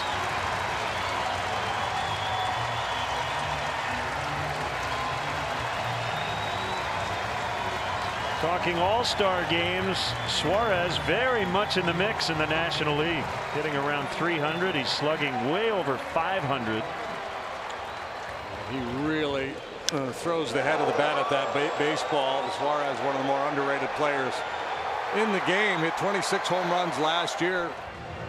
Slugged .461 at a .367 on base percentage, proving it was no fluke. Having another big year. So the Reds almost a carbon copy of the Cubs' 4th inning. RBI single followed by a 2-run homer. Yeah, and you referenced it earlier that, you know, maybe more changeups from Q, and I think that would help him, because we've seen this with him pitching a pretty competitive game and then get into the 5th, 6th innings, you know, 3rd time through the batting order. One more reliable weapon, and as you said, he's got a good one, so it's not a matter of he has to develop one, he just has to. And that was on a change. Develop, find a little more confidence with it, execute it. Yeah, and you've talked in the past, right, about that very thing of early in a game establishing the feel of one of your secondary or tertiary pitches so you can use it in a big spot it's later. There for you, yeah. As opposed to taking a chance, and then if you get beat on a pitch later that you've only thrown 4 times in a game, you feel like, well, I can't do that again. Yeah, and for me, the opposing pitcher is the perfect lab rat. That sounds counterintuitive, right? Right, because you don't want to make a mistake and give up a hit to the opposing pitcher, but you're more likely to get away with the mistake. So if you've gone through the first 8 guys in the batting order and you haven't thrown your curveball yet, I like the idea of flipping one up there to the opposing pitcher just to try to get the feel for it. Sure.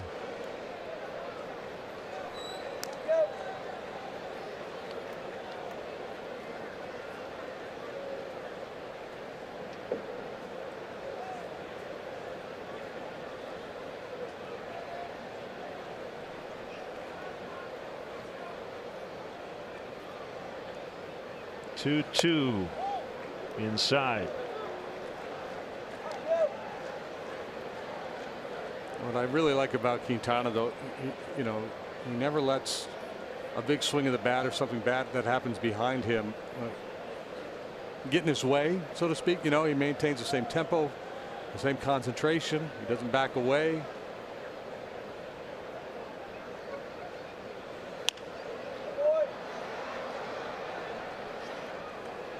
On Tuesday, July 3rd, Cubs play the Tigers. First pitch 120, and up to the first 10,000 early arriving fans receive a fun Cubs-themed Hawaiian shirt presented by NBC Sports Chicago. Good seats still available for that Tiger series. Cubs.com for tickets. That's a fun shirt.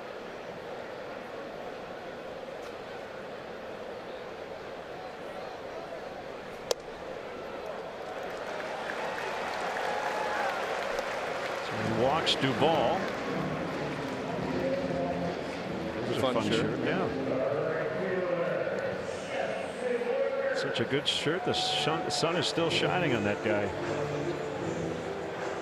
He's got sun. He's got a fun shirt. He's got food. He's got a beverage. He's got souvenirs. He's having the full ballpark experience.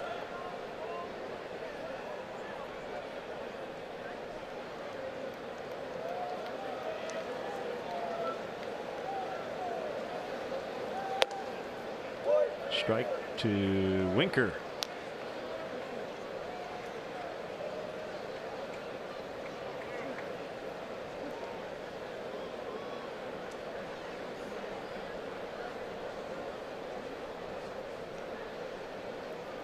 Suarez with that home run. He now leads the majors with 57 RBIs. Big cut and a miss.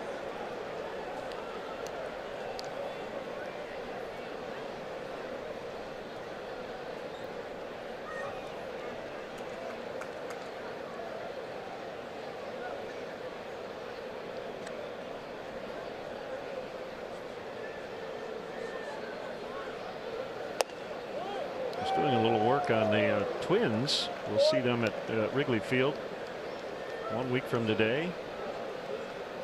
Eduardo Escobar has 32 doubles in 68 games. He leads the majors in that category. I believe the record is 67 for a single season. Got him. Duvall caught in the rundown. 3. Oh, ball dropped. Rizzo tried to tag him, I believe, on the helmet. The ball got out of the glove. Yeah, just the Cubs sometimes have difficulty executing the rundown.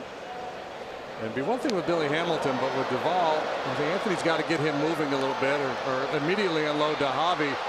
And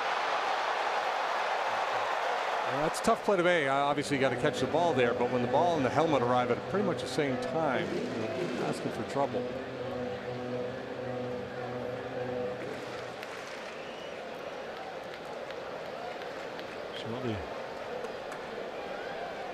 Still only one out. An error. Charge to Rizzo, and of course the next pitch is lined into left.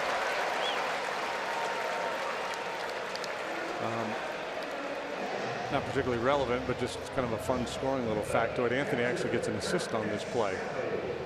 An assist and an error. And an error on the same play. Yeah. It would have been a 1-3, 6-3 put out. He is really upset with himself. Showed his aggravation when the next pitch was hit into left for a hit, because now all of a sudden it's first and second, one out.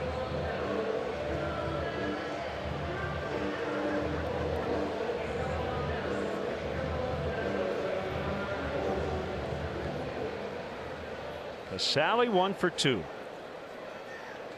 Double to left, ground ball to short last time. That would suit the Cubs' needs just fine here.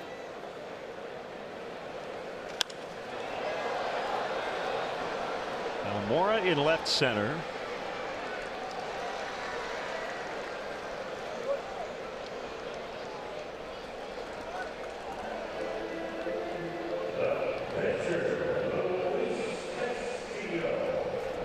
And it's the pitcher Castillo.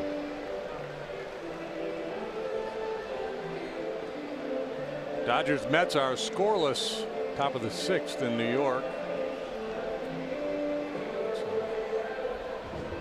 Wheeler and Wood.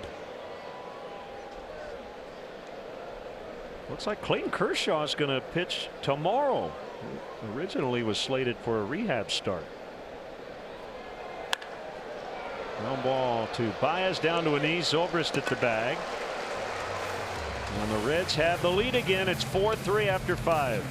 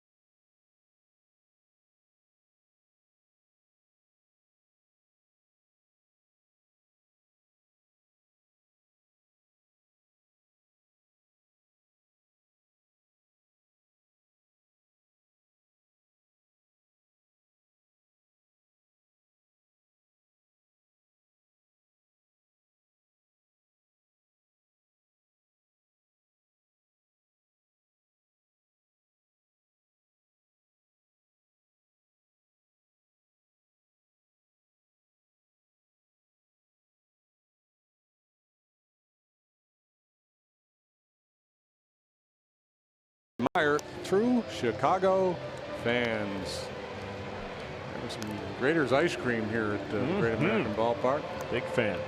Check out the variety of luxury premier options Wrigley Field has to offer, like the Dell EMC Legends Suite, which includes an all-inclusive suite experience and, best of all, a visit from a former Cubs player. Visit Cubs.com/premier for an option that fits your needs. Lee Smith in that picture. Always great to see the former Cubs closer.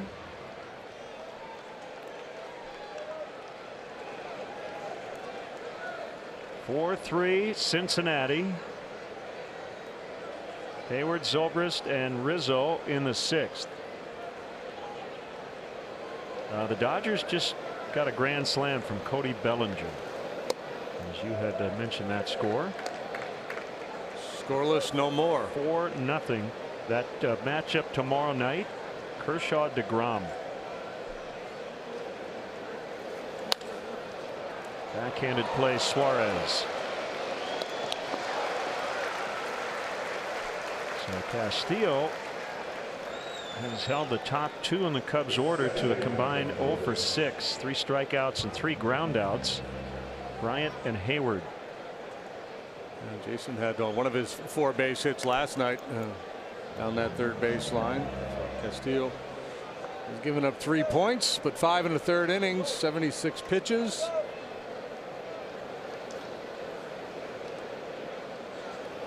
Two reaches for Zobrist, a walk, a double, and scored the Cubs' first run.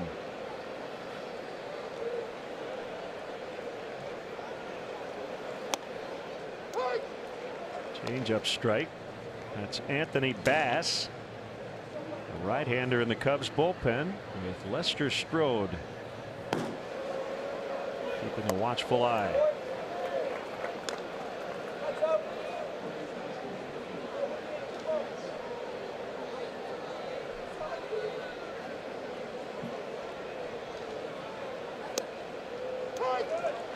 You said it earlier, Castillo's got a nice, easy, fluid delivery. Yeah, it looks almost effortless, and the arm action very similar on the changeup to the fastball. That's what makes that off-speed pitch so effective.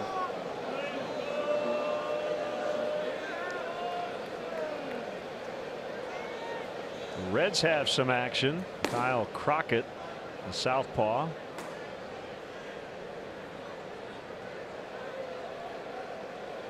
So Ted Power out there in the bullpen.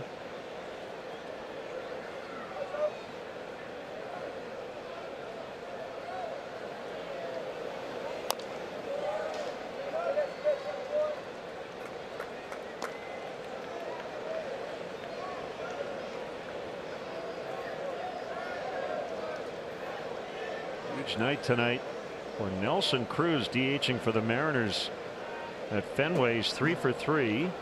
He's got 2 homers and 7 RBIs, and they're in the 5th inning. It's 10-5 Seattle.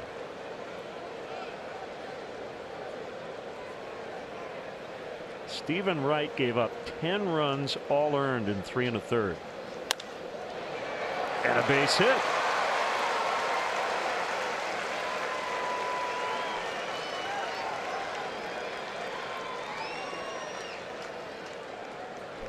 Here comes Rizzo. Castillo's not been able to solve Zobrist here tonight.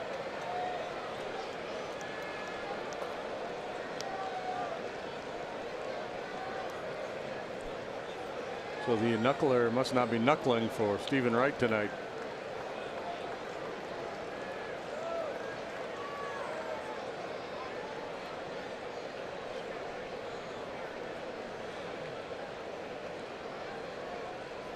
Anthony had a good pass at that heater. And a foul strike. 0 for 5 to start the series.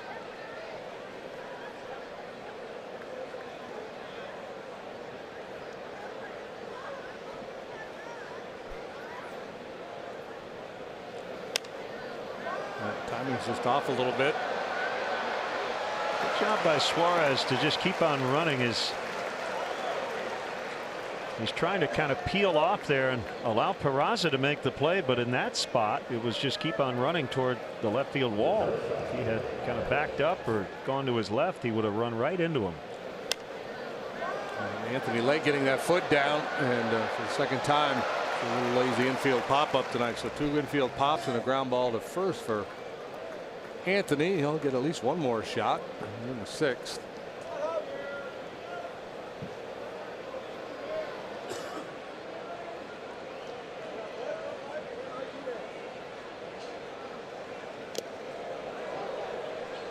Talked to Joe Madden about his club. The one thing that concerns him. Baez just got hit, by the way.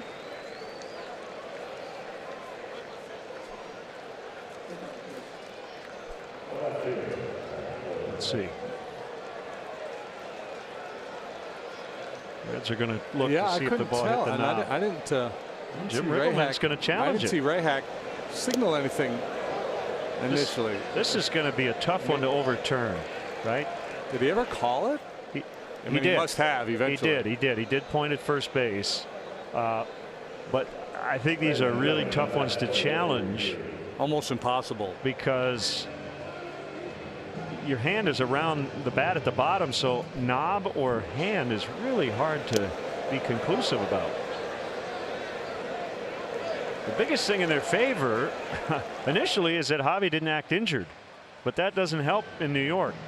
Right? Yeah, the reaction doesn't matter. Yeah, and I think it's just where we are in the game, right? 6th inning, 1-run game. 1 man on base already.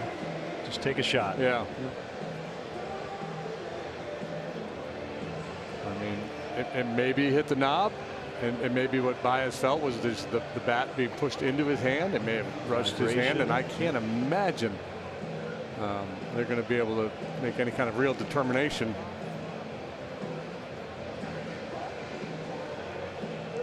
But the point I was going to make about Joe, talking about his club, it's good changeup guys. Usually it's the changeup and the guy who elevates with velocity. Castillo certainly has the velocity. More 2-seamers, but you know it's that combination that gives his club, in Joe's view, his guys have a hard time with.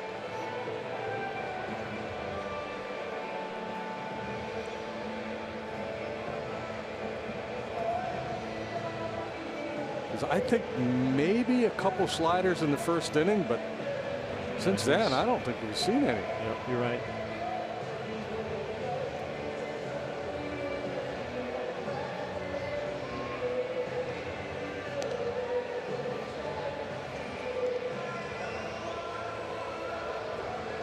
Maybe MLB will adopt lie detectors next. Did you get hit by the pitch? Yeah, they'll just wire you up real quick. Yes. Results show the subject is not being truthful. He gets zapped. Yeah. Call stands.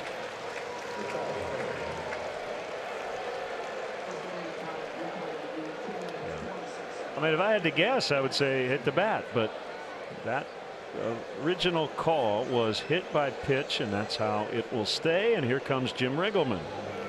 He will not let Castillo face Schwarber again. Schwarber homered off him in the 4th. Kyle Crockett enters. We'll be right back.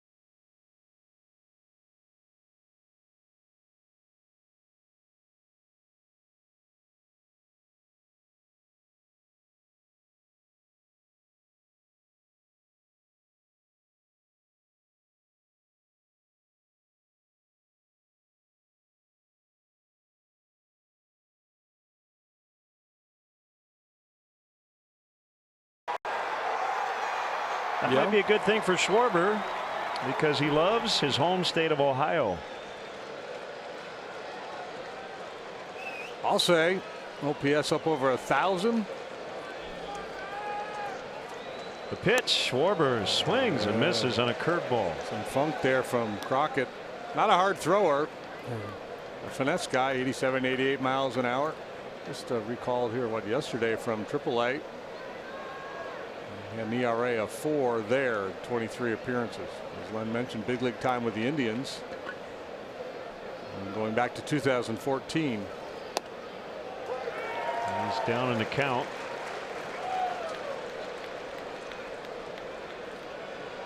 I said curve. It's actually a slider. Yeah, it's kind of a slurvy slider, sweeper. 108th career appearance, all in relief at this level for Crockett. Schwarber did not swing. Jordan Baker made the call at third. In case you're wondering, there was a Davy Crockett. Played for the Tigers in 1901.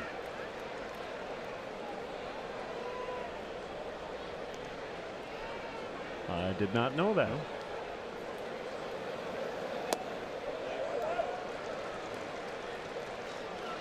Kyle Crockett, a University of Virginia product.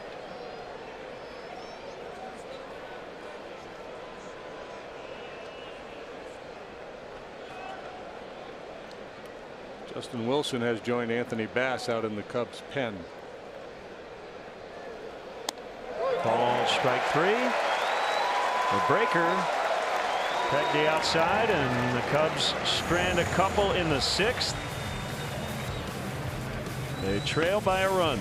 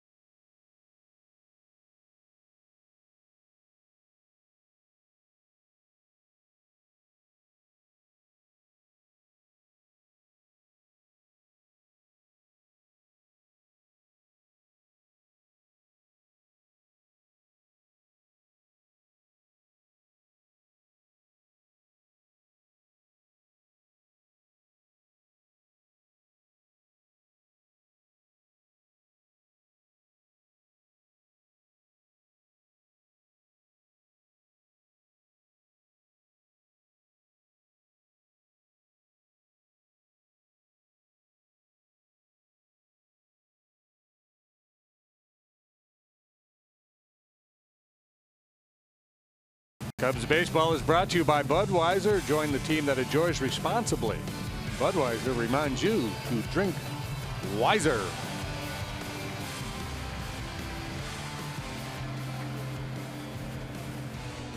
Here's Anthony Bass, a right-hander. I believe that shot was from the Reds Hall of Fame. Yeah. Next door. I haven't been through there, but I should check it out. Yeah, I've heard it. I haven't been through there either, but I've heard they've done a very nice job. As has Anthony Bass. Pitched quite a bit since being called up from AAA. He's been mostly effective. 1.29 ERA.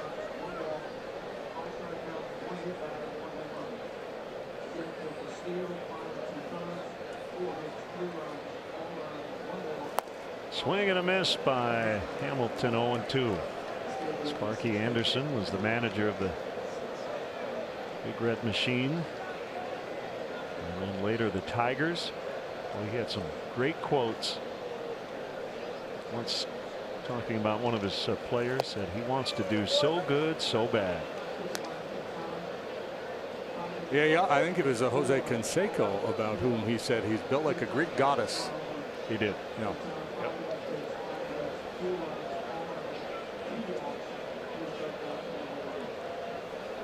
If I ever find a pitcher who has heat, a good curve, and a slider, I might seriously consider marrying him, or at least proposing. Kind of ahead of his time, right? We talk about so much about bullpenning in the modern game. He was great at managing a bullpen. Captain Hook. Captain Hook, yeah. I've changed my mind about the DH. Instead of it being bad, it stinks.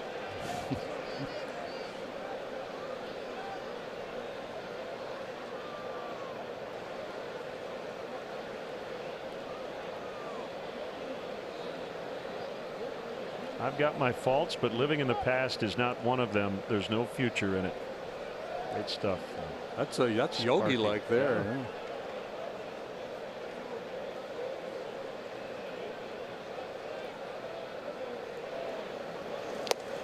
Foul tip, and he struck him out. The splitter there from Anthony. The Newborn Fan Club is the perfect gift for parents of new Cubs to showcase what it means to be a Cub for life. Receive a photo from a custom birth announcement on the Wrigley Field marquee, Cubs birth certificate, pinstripe baby cap, and Rookie of the Year Cubs onesie. Visit Cubs.com/kids for more information.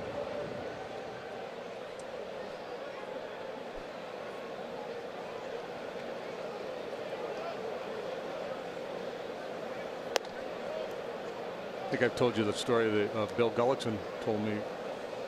Gully, right-handed pitcher, and a darn good one for the Reds, as a matter of fact, among other clubs. He played for Sparky in Detroit, and Gully was a big, broad-shouldered guy. Who wants it? Almora. He was showing some pretty good pop the other way. But Gully said he was in the hotel lobby once on a road trip, and Sparky came up to him and said, "Hey, don't worry about those strikeouts, kid. Just keep swinging the bat." And Gully, of course, was a pitcher, and the best he could figure was he had mistaken him for Rob Deere, who struck out a lot but also hit a lot of home runs. You know, Scully he didn't correct him. He just said, "Sure, Skip. Yep."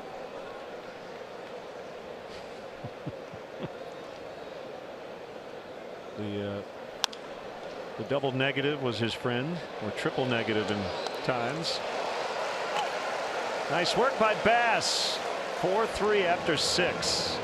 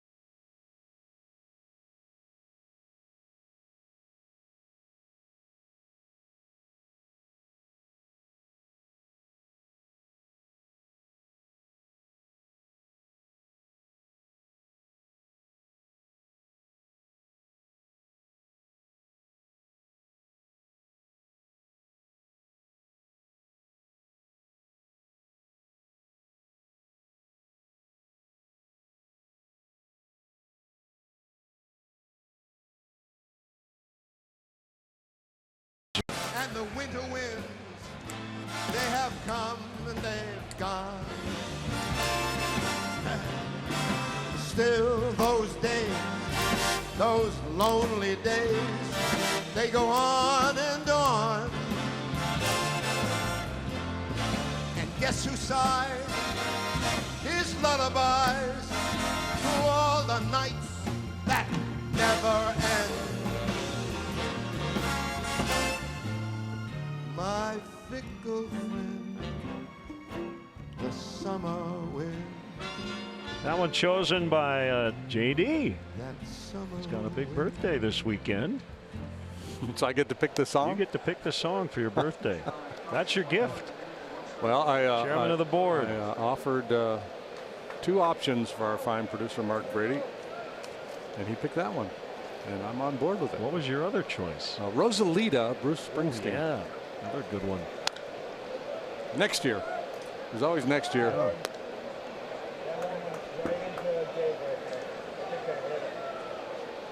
David Hernandez against Albert Almora, 7th inning. Reds lead 4-3. Fastball curve, occasional slider, occasional change.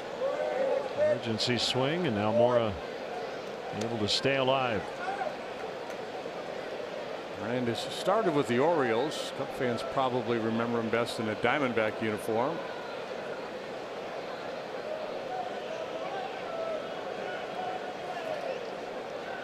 Albert brought a .344 June batting average into this ball game. Nothing for 2 tonight. Albert strikes out, and let's step aside and see what's coming up on WGN.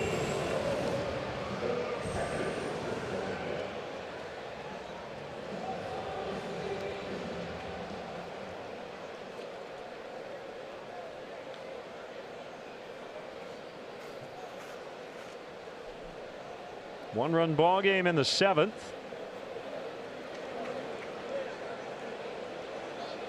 Cubs trying to cool off the suddenly hot last place Reds. They no longer have the worst record in the NL. They got off to a terrible start. That cost Ryan Price his job, and they played much better baseball under Jim Riggleman. 3-15 under Price. 26-30 under Riggleman. They actually lost their first 3 games under Riggleman. So if you chop off that series, they've been a 500 club. Yeah, as I mentioned, 21-18 since May 8th. It's the 3rd best in the division behind the Cubs and the Brewers. But, unfortunately for them, they can't erase what happened early on.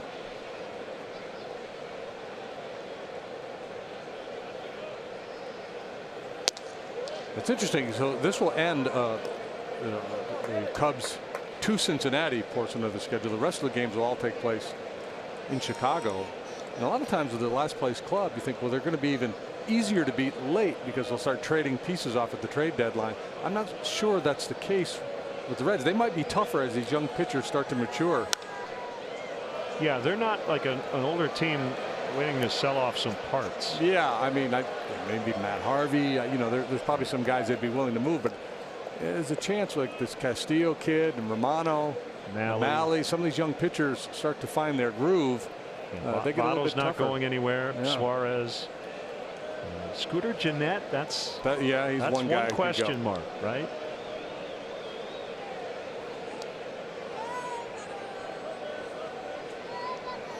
Swing and a miss. Strike 3 on a slider.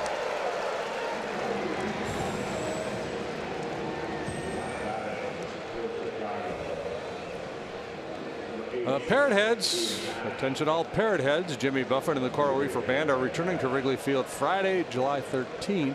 That'll be a lucky day with special guest Boz Scaggs. Don't miss out on Jimmy's only Chicago appearance of the summer. Get your tickets now at Cubs.com/concerts. Ian Happ batting for Bass. And a slicing drive that is caught by Duvall, and he didn't even leave his feet. That is a terrific catch. Rob Ian Happ. Stretch time from Cincy. It's 4-3 Reds.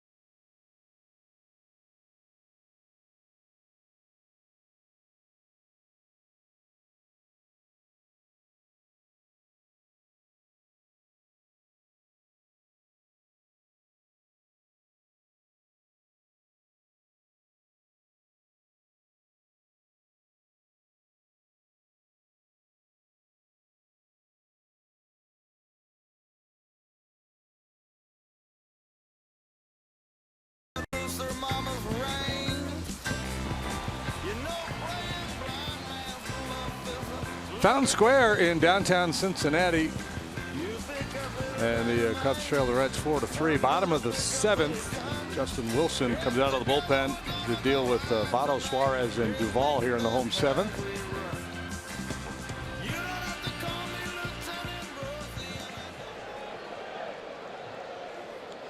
Oh, go ahead.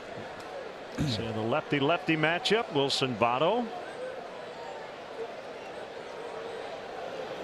Wilson had been going along nicely, and then Dodgers got him in the game 1 of the doubleheader on the homestand. Kyle Farmer delivered the game-winning hit off of him with 2 outs. But overall, the body of work has been really good of late for Justin. Look out.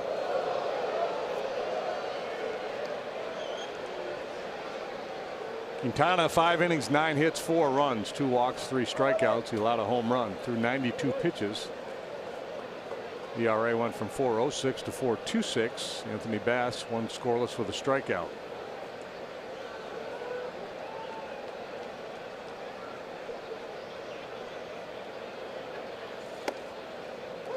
Two and one. Pay off the scoreboard stumper. 6 different first basemen have started for the National League since 2010 in the All-Star game. Pujols, Fielder, Votto, Goldschmidt, Rizzo, Zimmerman. 3 and 1.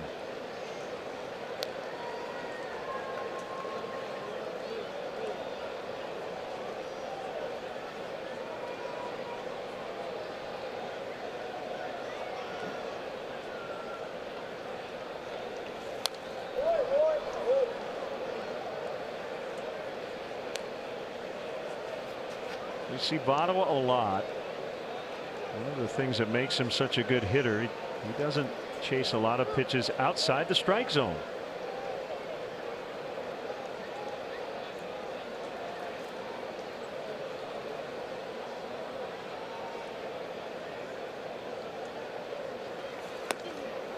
Like that one for ball 4.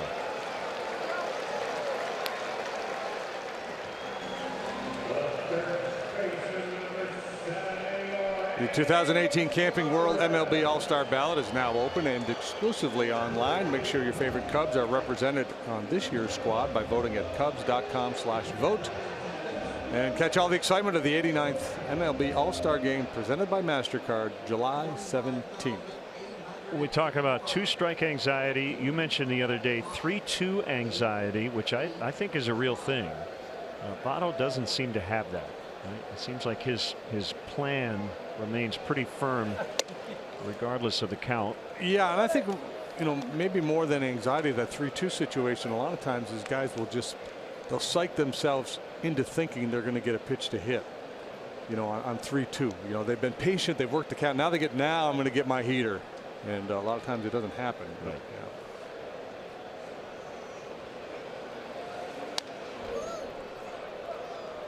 Well, there's also I've got nothing to lose defensive mode to get there. It's 0-2, 1-2, even 2-2. And then all of a sudden you're kind of back to theoretically putting the pressure on the pitcher. Yeah. Now I'm in go mode, and the guy throws a good off-speed pitch, and you twist yourself up in knots. Tell you, the one name on there, that Nimmo, that kid is really turning out to be quite a player. Toward the hole and into left. Third hit tonight for Suarez. And the Reds have 2 on with nobody out.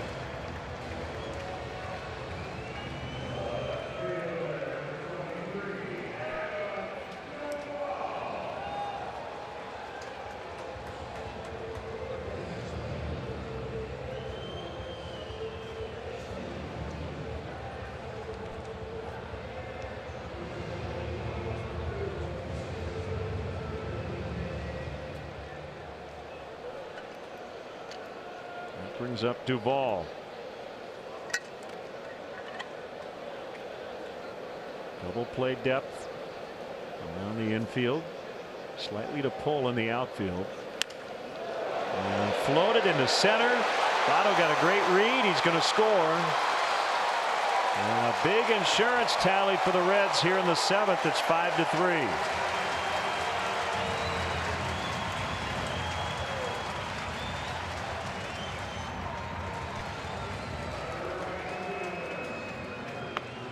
Fastball cutting in on the hands of Duvall. He doesn't really barrel it up, does he? But he just pushes it out there into shallow center field.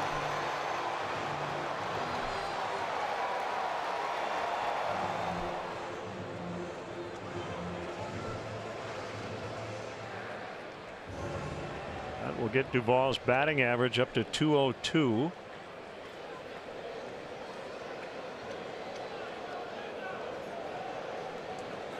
Still nobody out. Winker showed bunt, took a strike on a fastball.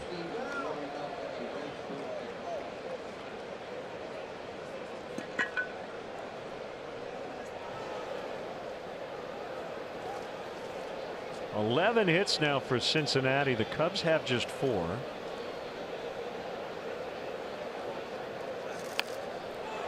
The bunt is caught by Wilson on the dive. What a catch by Justin. But because Winker didn't run, he might have had a double play opportunity. You cannot have an infield fly on a bunt. And he ended up leaving his feet to make the play. And Rizzo's asking for Joe to come out and make sure he's okay. And that's a really tough read for the base runners. So even with Winker not running, I mean, he could have got a double play a lot of different ways. You see, everybody's kind of locked up right there. I mean, you leave your feet, you try to make a catch. You're not going to think through that play if you're Justin and play it on a short hop. You don't know what's going on behind you. He just told Rizzo to shut up. I'm not sure what Anthony said, but something about a Gold Glove or something.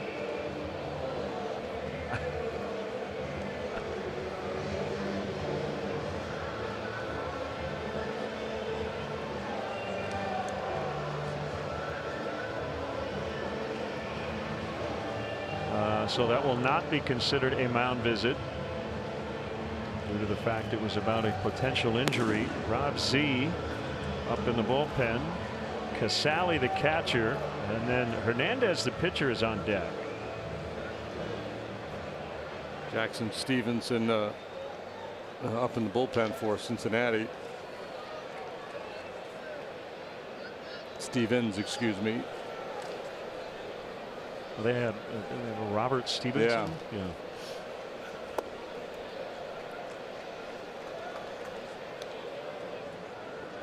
now it's Lorenzen.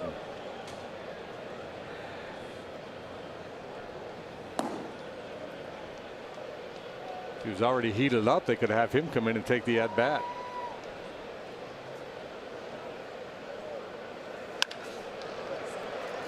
Baez to second for one, relay to first, double play, 6-4-3 on the Twin killing. Reds do get a run. It's 5-3 as we go to the 8th.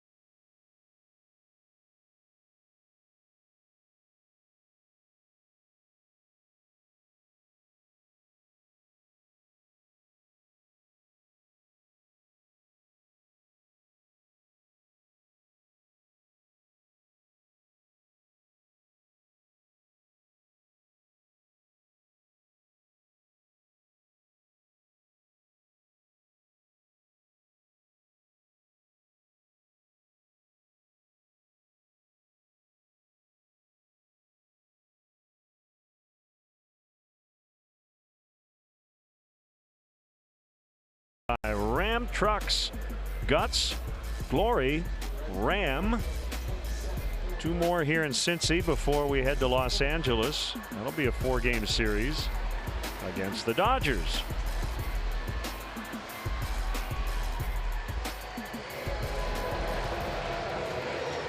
Well, it's go time. The top of the order in the 8th.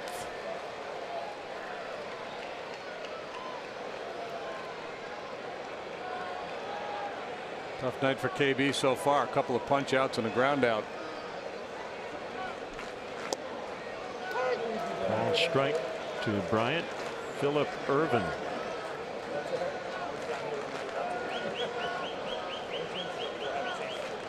Owen Wright.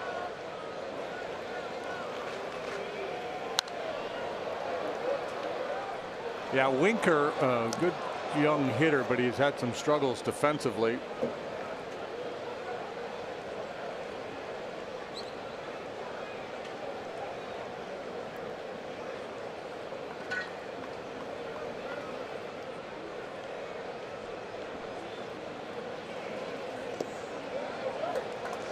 Diamondbacks Pirates 0-0, top of the 10th in Pittsburgh. And the Red Sox have come roaring back. That's a 10-9 game now in the 6th in Boston. The Mariners. So it was Corbin and Nova who combined for 15 scoreless in Pittsburgh. Hernandez strikes out Bryant, who's had a tough night, 0 for 4 with 3 strikeouts.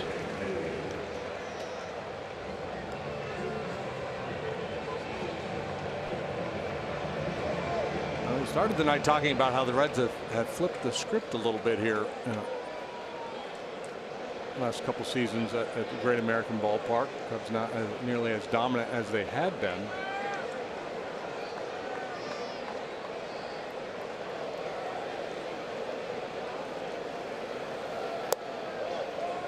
A little low on Hayward. 4 hits last night. He has struck out once, grounded out twice this evening. Waits on a 1-0 and takes ball 2.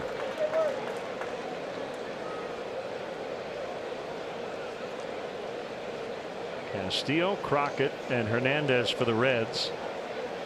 Quintana, Bass, Wilson so far for the Cubs.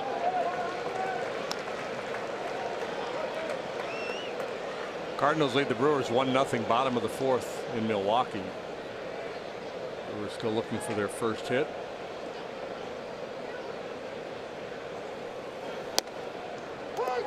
Three and one. Flaherty and Junior Guerra, the pitchers in that one.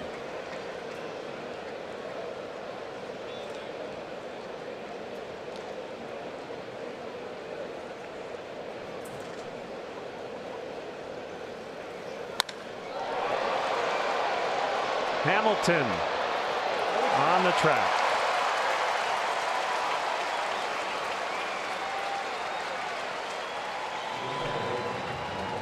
Just not enough lift to get it out. No, Happ hit his ball really well to end the last inning. Duvall made a nice catch on a line drive this time. Jason really gets into that 3-1 pitch. Doesn't quite get enough of it and stays in the yard. Pretty good chance Hamilton's going to run it down.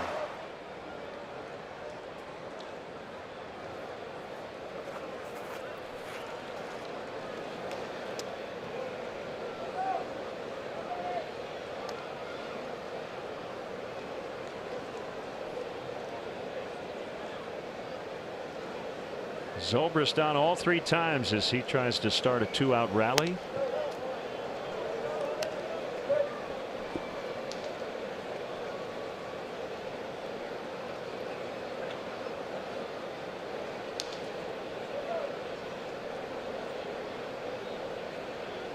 And it's pretty quiet right now. Borderline strike. You kind of see that circular motion with the hands as he gets ready to hit. Right now fairly quiet.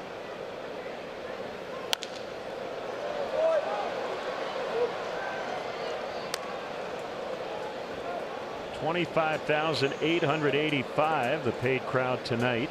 We were under 20 last night. I would expect the crowds to get bigger this weekend. Late afternoon start tomorrow afternoon.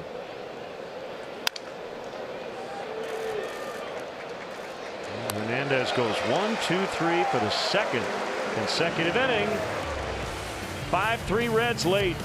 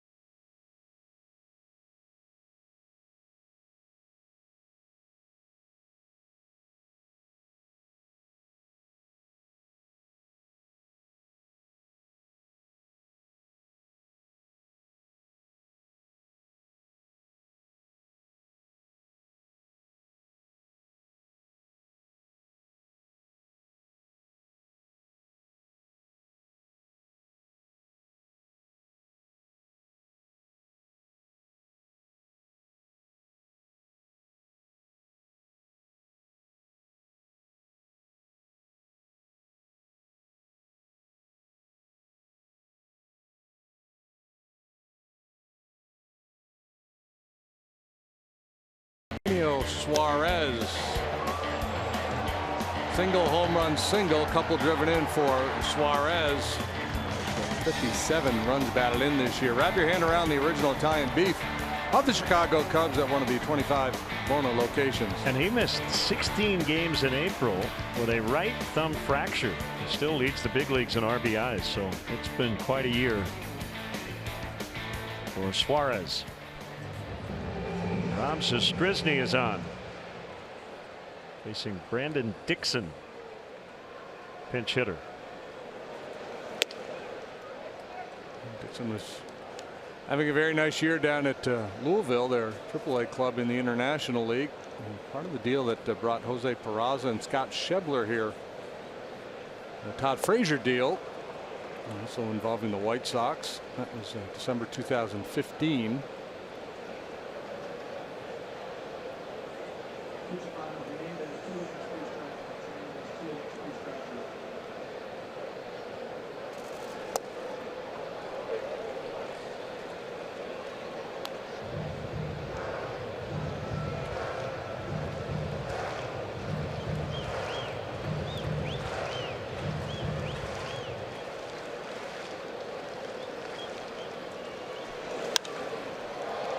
Hoisted to right. This is Hayward. Out number 1 recorded. Bringing up Billy Hamilton. Cubs will have to get it done against Raisel Iglesias in the ninth. They'll have Rizzo, Baez, and Schwarber.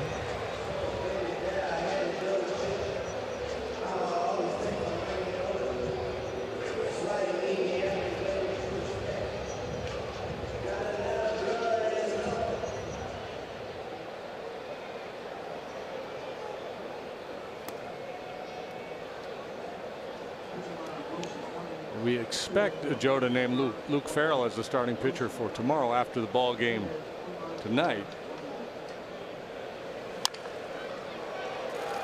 Bryant already in on the grass.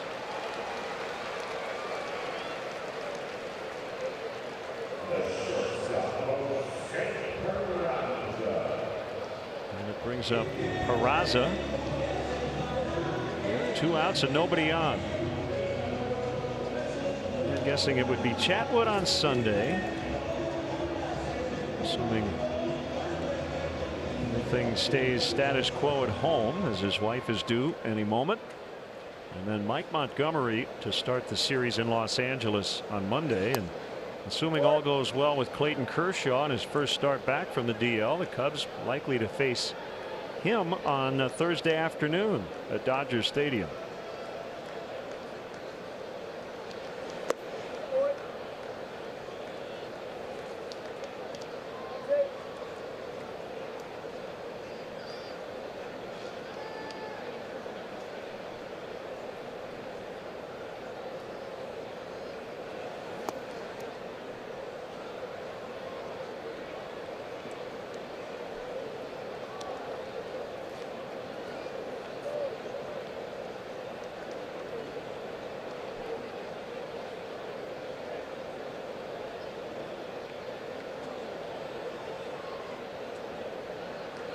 Two-one. Downstairs for a ball. Zastryzny staying down, down, down in this sequence so far.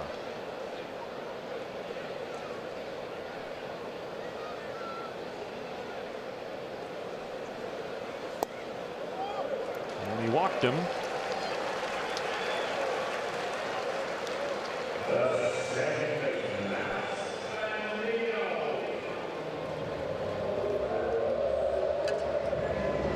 It doesn't walk much.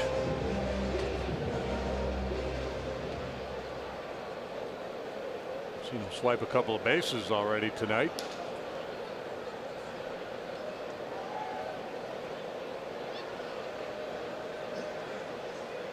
Three in the series, so you would expect him to be thinking about it here.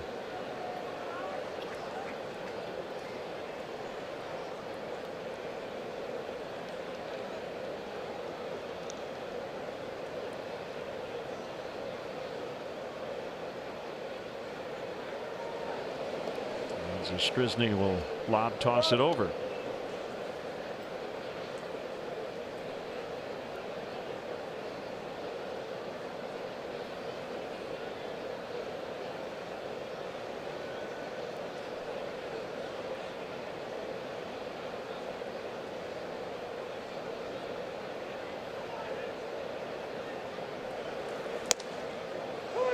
Strike called. 1-1.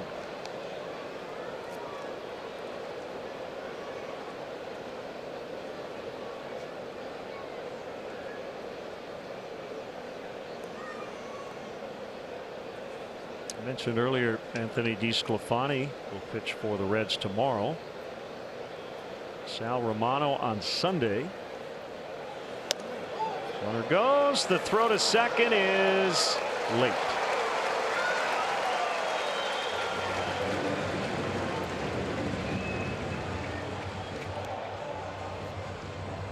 He's got 3 tonight. There's only one behind Billy Hamilton. Yeah, went on first move, throws a little bit short. Catching tag, but Peraza in safely.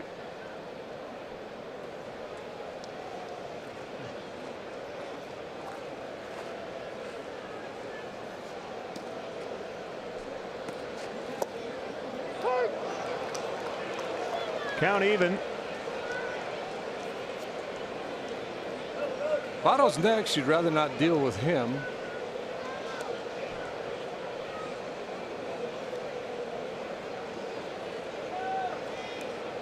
Yeah, you're already down 2. Don't want to make it any more difficult for the offense. Ground ball. Rizzo can't handle it.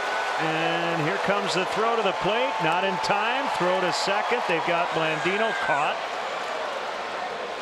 Baez and Rizzo cuts it off. And Zobrist will tag him out. But it's going to be a 3-run deficit. 6-3 Reds as we head to the 9th.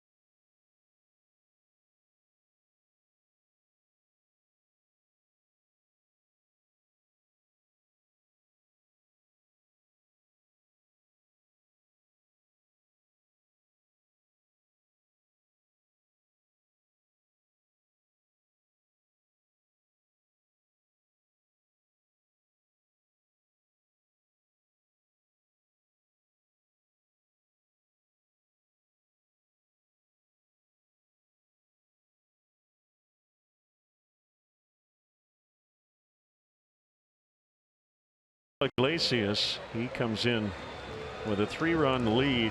Blandino gets an RBI single.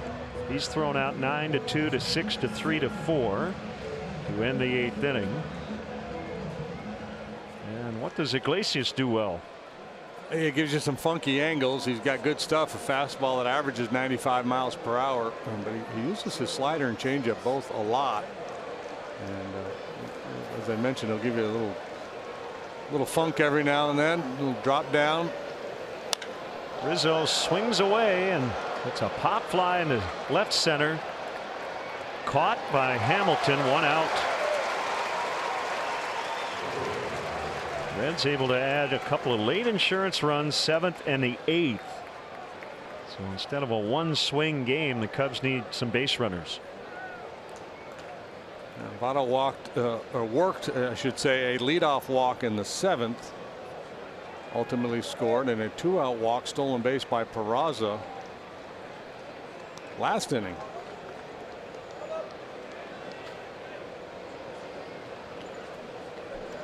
Votto, a guy who walks a lot. Peraza, a guy who rarely takes a free pass.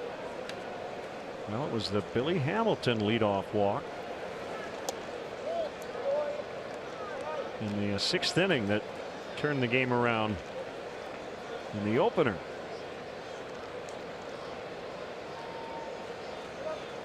You know, that had been the case, and obviously Tyler Chatwood has walked a ton of guys, but the Cubs staff the first couple of months walking a lot of people, but really hadn't hurt them that much. And typically when that happens, you can go one of two ways. Either the walks go down, or you start to give it up, or you start to get hurt by those walks, and unfortunately the latter has occurred in this series. At least not well placed walks.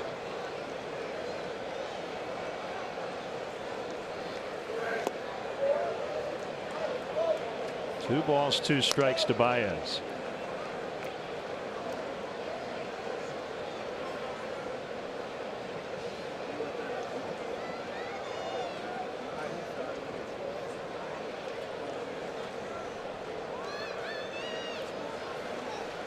And he got him.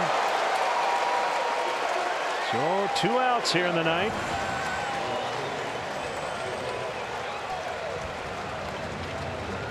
Tough pitch, drop down, slide ball from Iglesias.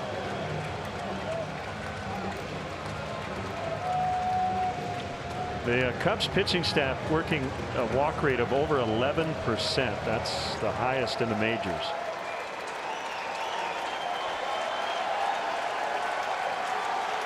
Here's Schwarber. His 2-run homer in the 4th gave the Cubs, at the time, a 2-run lead. They have not scored since. Had a 2-run lead last night, and it disappeared with a 6-run 6th by the Reds.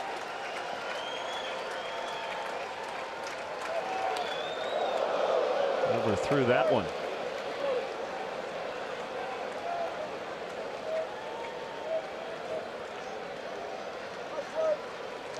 Reds looking for their 30th win on the year and their 5th in a row.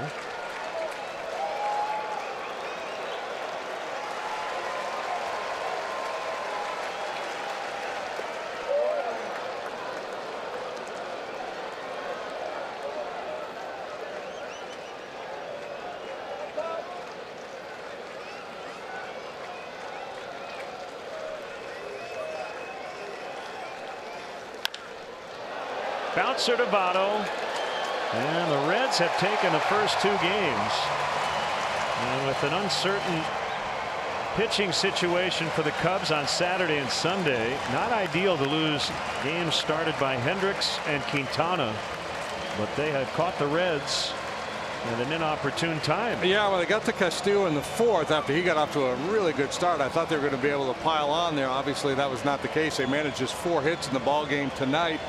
The Reds pitching pretty stout, only issued 1 walk. And tough to score runs when you don't have that many base runners. Final score, Reds 6, Cubs 3. We'll be back to Cincinnati after the break.